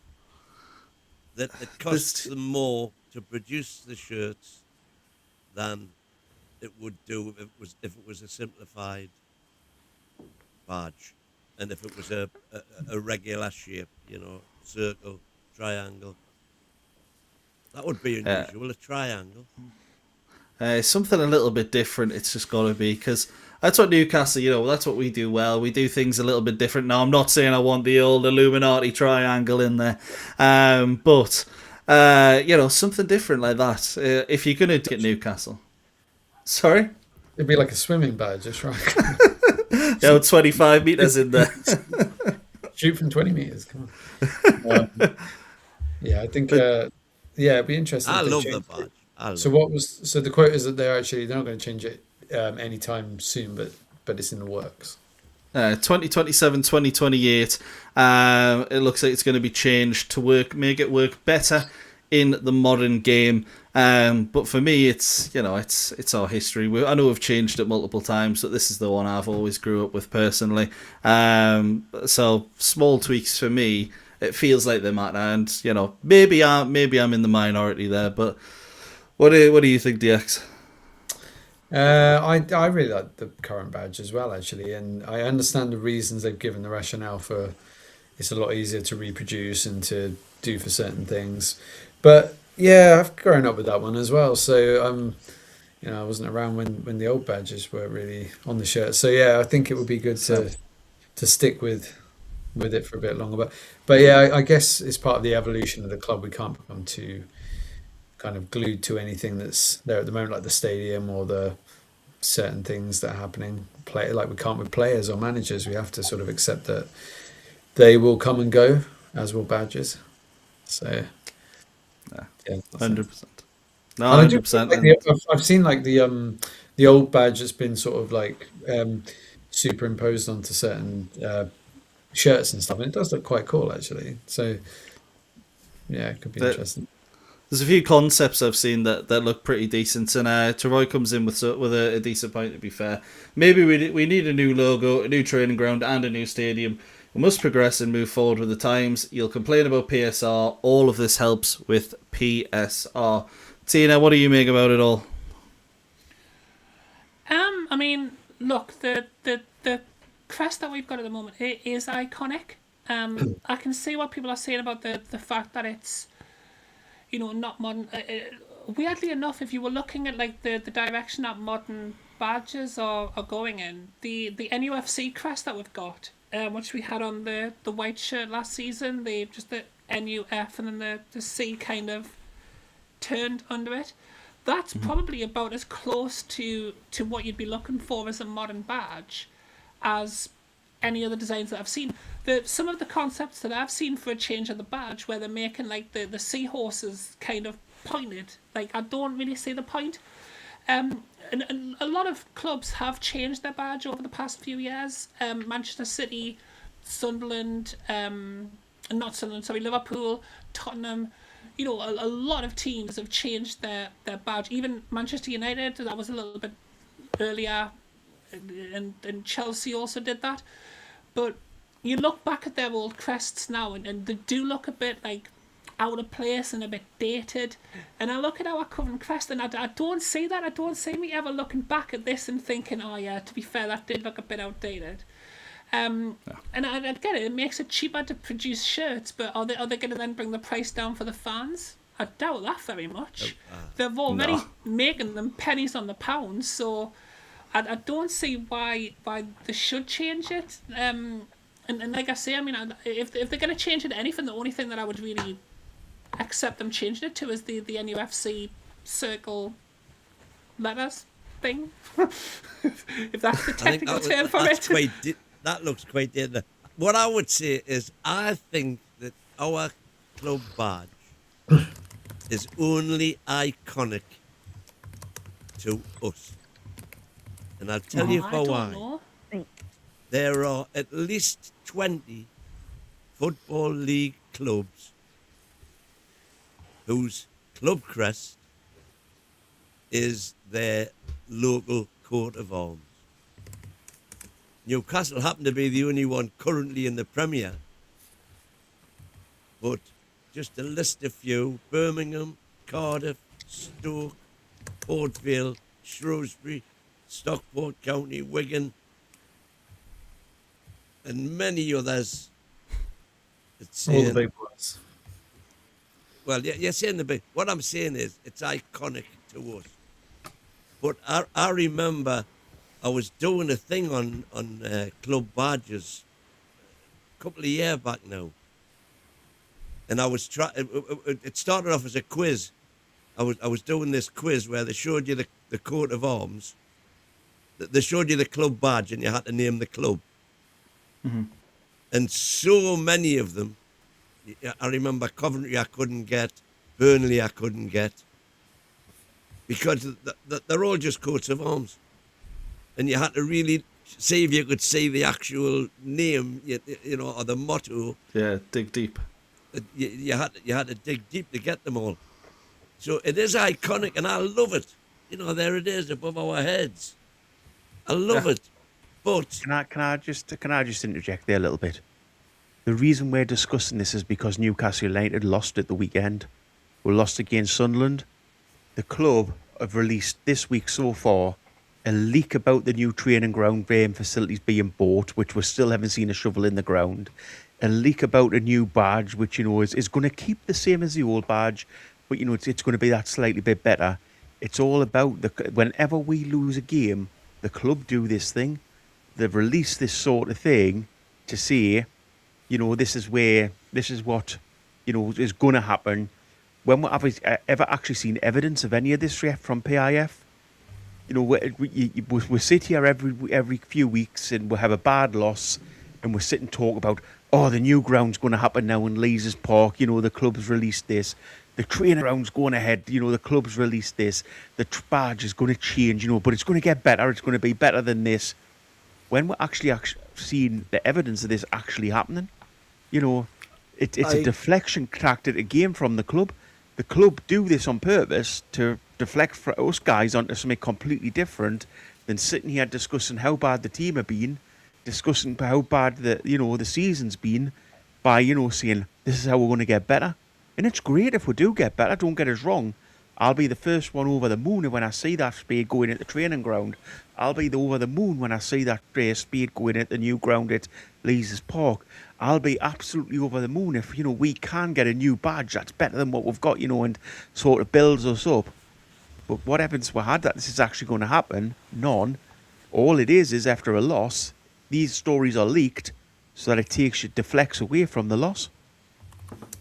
Yeah, I agree to an extent. It's usually the positive ones, isn't it? But I'd say with this one, I don't see any positive in it. I think it's something that's going to alienate and probably anger more fans than it's going to appease. But I do completely agree with you with the training ground and stuff like that. Everything that's positive always comes out after a loss, 100%. That's not 100% true though.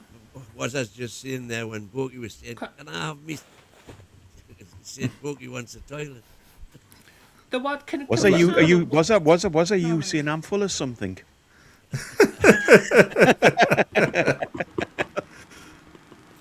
I'm not bothered about having that badge on the shirt. I think if the club crest, you can keep it on the stadium.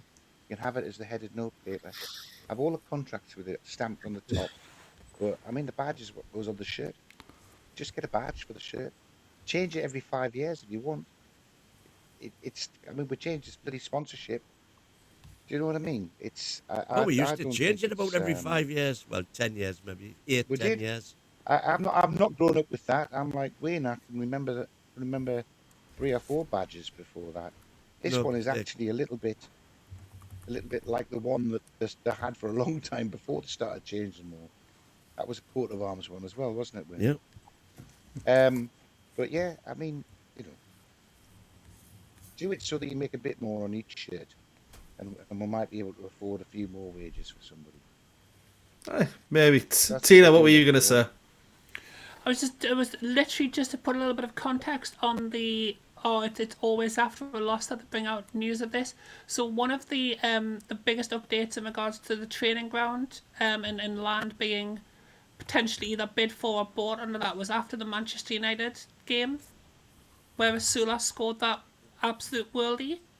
So although I get what you're saying, it is often released after a loss, and in this day and age everything feels like it's a distraction tactic from something.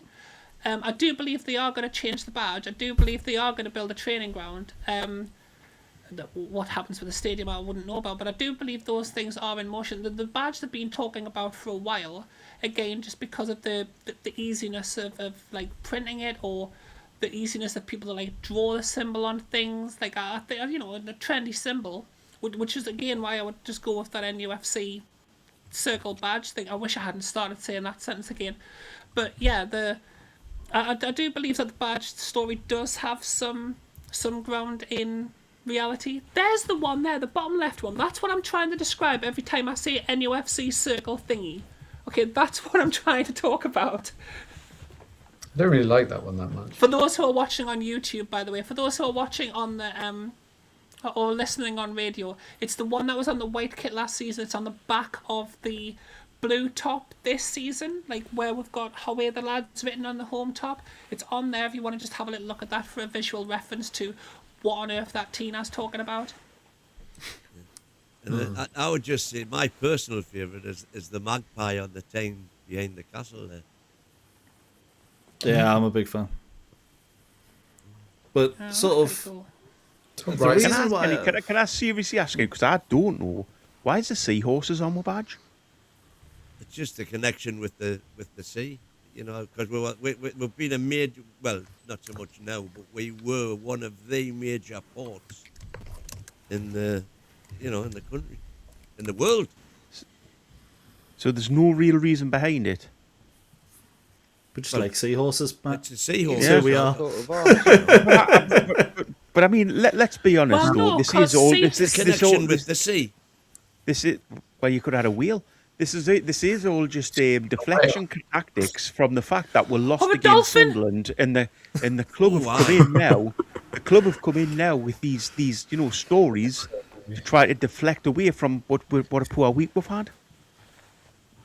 I don't know. And is that not their job? Is that not a PR department's job? 100%. But it's not our job. Interaction, But as So they're actually doing something right.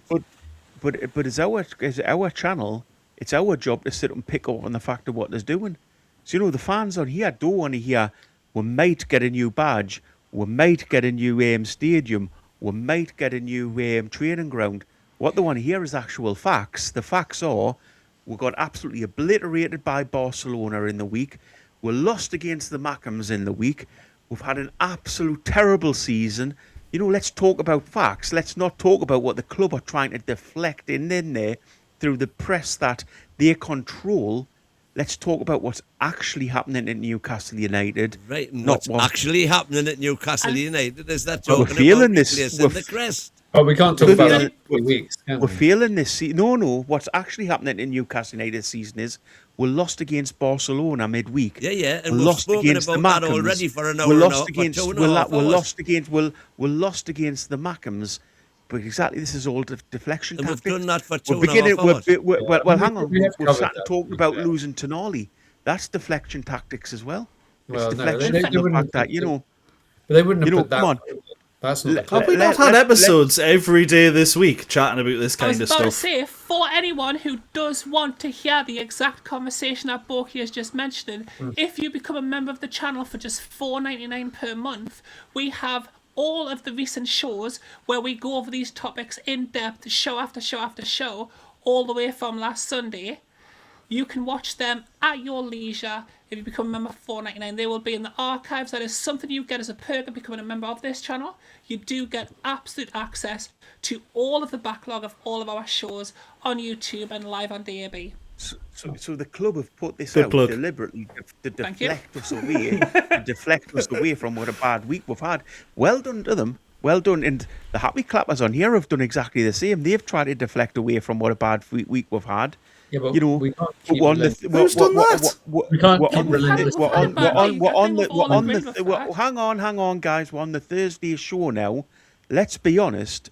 Let's look back on the week. Let's not just sit here and go. What have we done the whole week? Potentially, we're going to get a new badge. Potentially, we're going to get a training stadium. Potentially, we're going to get a new stadium. Let's just be honest. In regards to this, where actually are we? This week, we have lost against Barcelona and we have lost against Sunderland. That's disgusting. Stop saying deflection every third word. Says super chatter monkeys. Thank you, monkey. Monkey is my biggest fan in the chat, so I apologise, Monkey. I know that you love everything that I say. More deflections than Damien Duff. No, yeah. We're trying to lighten the mood, man. There's one for the retro fans. No, I think let's lighten the mood. Then come on, let's lighten. We do need to talk about that. You're right, but I think we're only lost against. Come on, let's be positive, guys. We only lost against the Mackhams 2-1. It could have been worse. We only lost against Barcelona 7-2. It could have been worse. Yeah. Let's lighten the mood. Can I just remind chat also that they didn't want that rubbed in time and time again. I was going to say, so people talk about you repeating yourself all the time. You did it again. They don't want to discuss facts.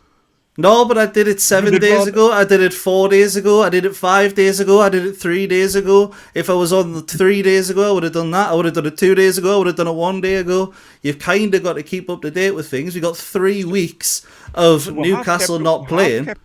We have kept up to date with things, so let's go off the Tonali thing then. So we haven't hammered that to death yet. Why does he want to go?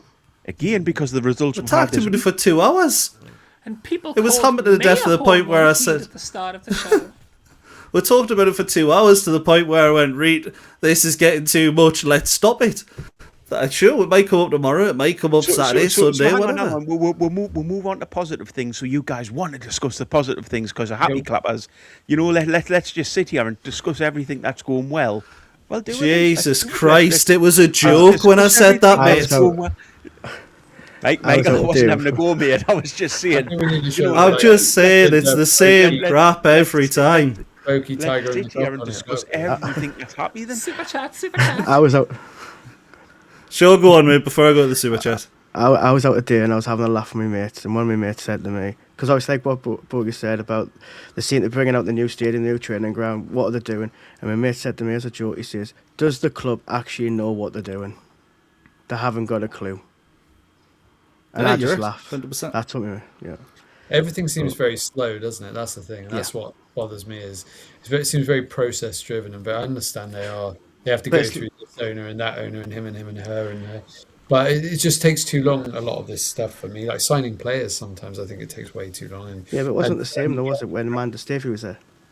It was always, it's all I think changed it was a since bit of she's a gone. free for all, wasn't it, with her there? It was a bit like, wait, let's do it. And maybe we need to find some middle ground on this. Like, we can't just be signing every player that we want, but we also shouldn't be sat there for 4.5 years going, oh, we're going to buy some land for training, for the training ground.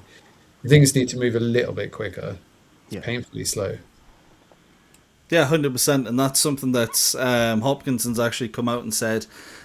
He's always going to make himself sound like he's doing a better job than what he is, but the main thing we've been speaking about in his 100 days or something like that, is what has he actually brought to the club.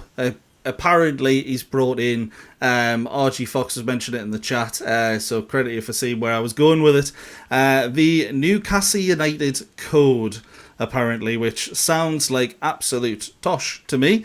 But code compromises core values of one club: excellent, relentless, accountable, and integrity. With the idea that Newcastle United's decision making has been too slow, there's too much of an over-reliance on sign-off from PIF, and there's not enough power on the ground. Calling what they're going to try and do is a high-performance organisation. It's acknowledgement that it hasn't really been good enough, but is that enough acknowledgement? Sounds like cliches, doesn't it? More cliches. Buzzwords. But maybe Mighty Wynn's got a different take on it. No. That's when I read that, I was reading myself into a maze. I'm saying, what on earth is all this conference speak? Corporate talk, yeah. You know, it was just nonsense from start to finish. What I read. Mm-hmm. Yeah, if somebody wants to translate that into something I can understand, I'd appreciate it. I got like 4 words of all of that entire release that they made. I'm like, I think I know what most of the words mean. I don't know what any of it has to do with the football team or what it actually tells us. If one of you can kind of break that down for me, I'd appreciate it.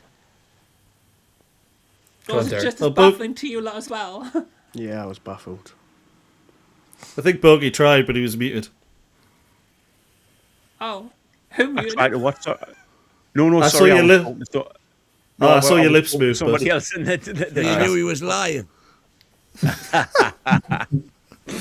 But no, like basically, I'll answer this on quite easy. I'll answer this on in jail. I'm trying hard. Yeah, he is trying. I'm watching it happen, and it's not going well. But we are trying for you, buddy. Sorry, Bogey. What were you going to say? I was going to say I wasn't listening to the conversation completely, but I've got to be honest. I'm always right, so whatever I said was correct. That's all you guys need to remember. And on that note,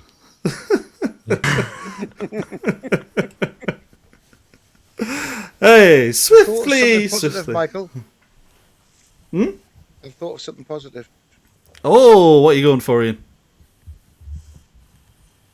I'm going for the fact that with the international break and the free week afterwards, you don't have to watch us for 21 days. This might be the longest unbeaten run that we have all season. It'll be 3 weeks. I'm not sure that's quite as positive as you think it is. That sounds good, though, doesn't it? You're going to pick up on this, but did you see who's up for manager of the month? Yeah, it was. I'm just going to end with it. With one of the worst months he's had as our manager. Exactly. Well, it's only Fair based shout on by the Premier Travoy, League, by the isn't way, it? saying Unless it's simply vote for him. Should we all just vote for for the him? lulz. just to see Honestly, Bucky absolutely explode. I've already voted for the Sunderland manager, to be honest. You know, I mean... Oh, that's what? I told you he was a Mackham. I told you Come on, he he's was a a Mackham in Mackham. disguise there. You've got to give that guy his due. I mean, to be fair, you look at our season to their season. You know, we compare the Mackhams to the Magpies. Who's had the better season? Can anybody sit here and say we've had a better season? Because I certainly can't. No, but it is manager of the month. Well, how far did they get? And they in the did lose to Champions Brighton. League? Were they just past? Were they like semi-finals of the Champions League, or was it just before the last 16 that they got eliminated? You're completely right. Whereabouts are they in the actual Premier League? Near A Europe. point above us. So the competitions they've actually competed in, which we can discuss about, it's waste time. They're doing as well as us while playing half the amount of games. They're think doing it's as well painful. as us. No, they're doing better than us. They're higher up than us in the Premier By League. how much? Yeah, but you got to look at it. Let's Though. have a They've look came at the from live League league One table. to the They Championship and then have came in the Premier League. one more point than us. They have less wins than us. They have. Tina, if Newcastle were on 99 points at the end of the season and Sunderland were on 100 points, who would win the league?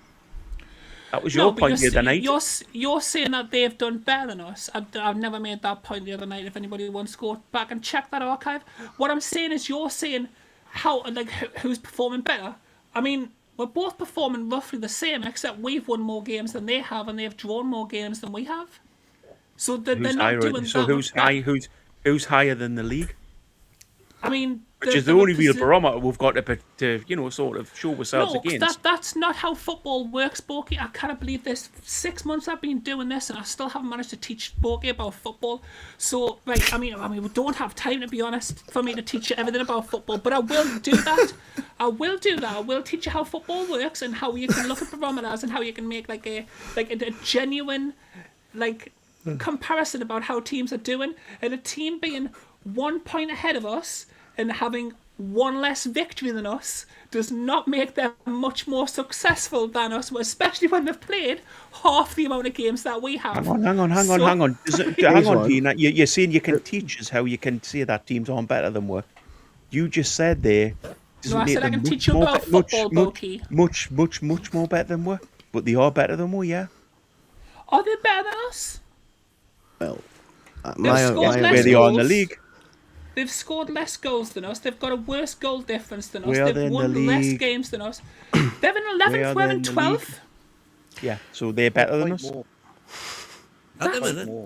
Yeah, but isn't it? You can't get around the logic. They've got a point more. I'll tell you one thing as well.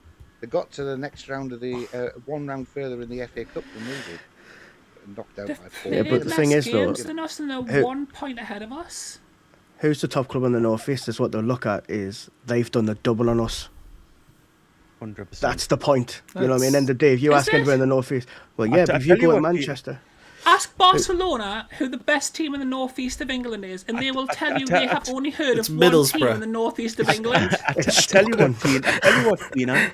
If we hadn't lost against Sunderland twice this season, we'd be 5 points ahead of them. That's very true, because they've not done that much better than us. So in which case they've done miles better than us. They've done miles better than us, yeah. If we'd won both our games against Sunderland, we'd be 12 points better than them. 11 points. And we didn't even show any fight in that game or 12, heart. They beat with Nothing. twice.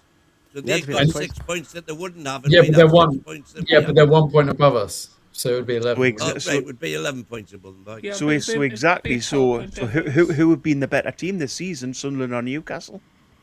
We've won more games. I think you've got to give them more goals. At the end of the day, they've punched above their weight. I was just going to say, I mean, they've punched massively above their weight this season, so you've got to give them that credit. Fair enough. And we've punched below our weight in the league. So, in that sense, they've been the overachievers of the region, and Newcastle have just been terrible. They've done an Eddie Howe. They've been dismal in the league, so. They have done an Eddie Howe, exactly, being absolutely terrible. We've done an Eddie Howe. No, Sunderland have done an Eddie Yeah, Howe. They've done an Eddie Howe. How have they done an Eddie Howe? Because they've got promoted and they've finished 11th. We didn't get promoted under Eddie Howe. Well, we didn't get relegated. Bournemouth did, I think, is what he's saying. Well, no, it's Sunderland I was on. I think what comparing he's the two, saying is is what that I was gonna say. they've overachieved, is what first full he's season saying. in the Prem, they've done as well as Newcastle. Hang on. Who goes out? How goes out this season? No matter what happens from now on, which set of fans go out this season hanging their heads high, thinking, "Yes, we're the best in the Northeast," and which set of fans go out thinking that was an absolute disaster? You know, we've had an absolute disaster against our local Sunderland are the best teams. fans in the Borky, Northeast. I'm going to lend you my That's not what I phone. said. You That's call not what I someone said. who cares what Sunderland That's fans not care. what I said. That's not what I said. Did say team. What I Exactly said, what you I did say which team goes out saying we're the best ones this season, we've done brilliant, and which team goes out saying, we've had an absolute disaster, we're not the best this season? No, that wasn't the question. You said which side goes out and says we're the best in the North East. Yeah, well, fair enough. And which one does? Well, I think Newcastle fans do. I think a lot will depend bull on crap. there's an interesting conversation about. beat You were think twice. Sunderland fans are better than Yeah, but Newcastle fans? Yeah, but you can also say the recruitment. Sunderland's done a good recruitment. Look at us. What recruitment we done? Alanga, pure signing. Ramsey took a long time to It start. took too hasn't he? long. Yeah.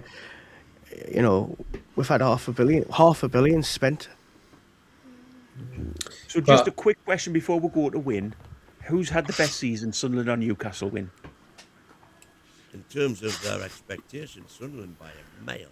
Well done. Right. In terms of expectations, yeah. But I think the last 7 games will be interesting because if we end, let's say, 7th and they end 11th, does that still apply that they've had the better season overall? If we finish 7th, that's not going to happen. I also don't think that'll happen. But I'm saying if the league position reflected that we'd had a better season, would you then flip to?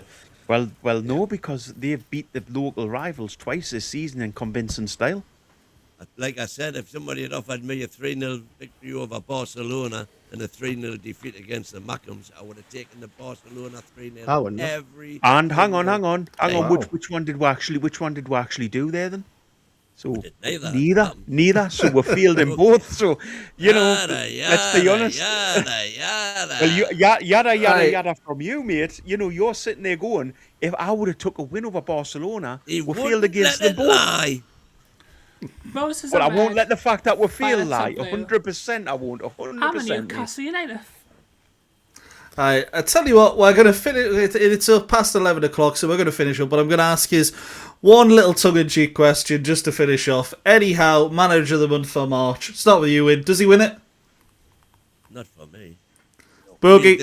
Despite wins against Chelsea and Man United. Yeah. 100%. He's been perfect. There we go. Just the one answer I wanted. DX. That's getting clipped. I personally would give him one more month as the manager, and that would be me done with him. I think end of the season, end of Eddie Howe for me. But but he's no manager of the month. Not manager of the month, no. Manager's fine. Ian. Manager of the month. Ian, did you say? No, Ian. Aye. That's ridiculous, isn't it? Hey, only Arsenal picked up more points than Newcastle in the last 3. Takes context out of it completely. But no from everyone so far. Tina? Yes. Yes. Just to be different. Sean, what are you thinking, mate? You could argue second best Premier League points and qualify for the.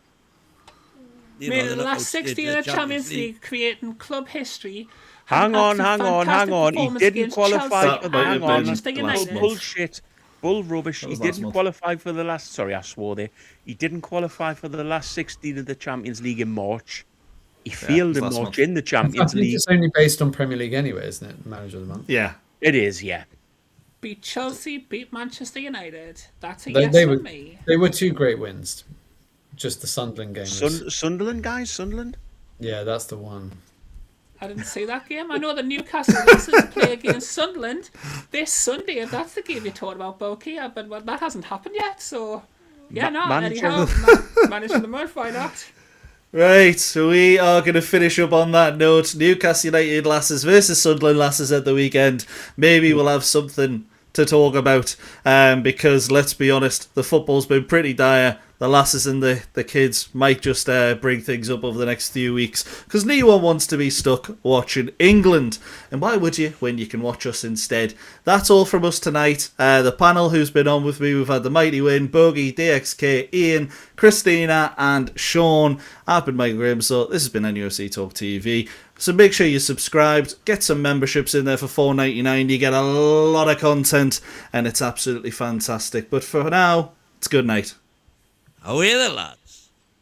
Lasses and bear.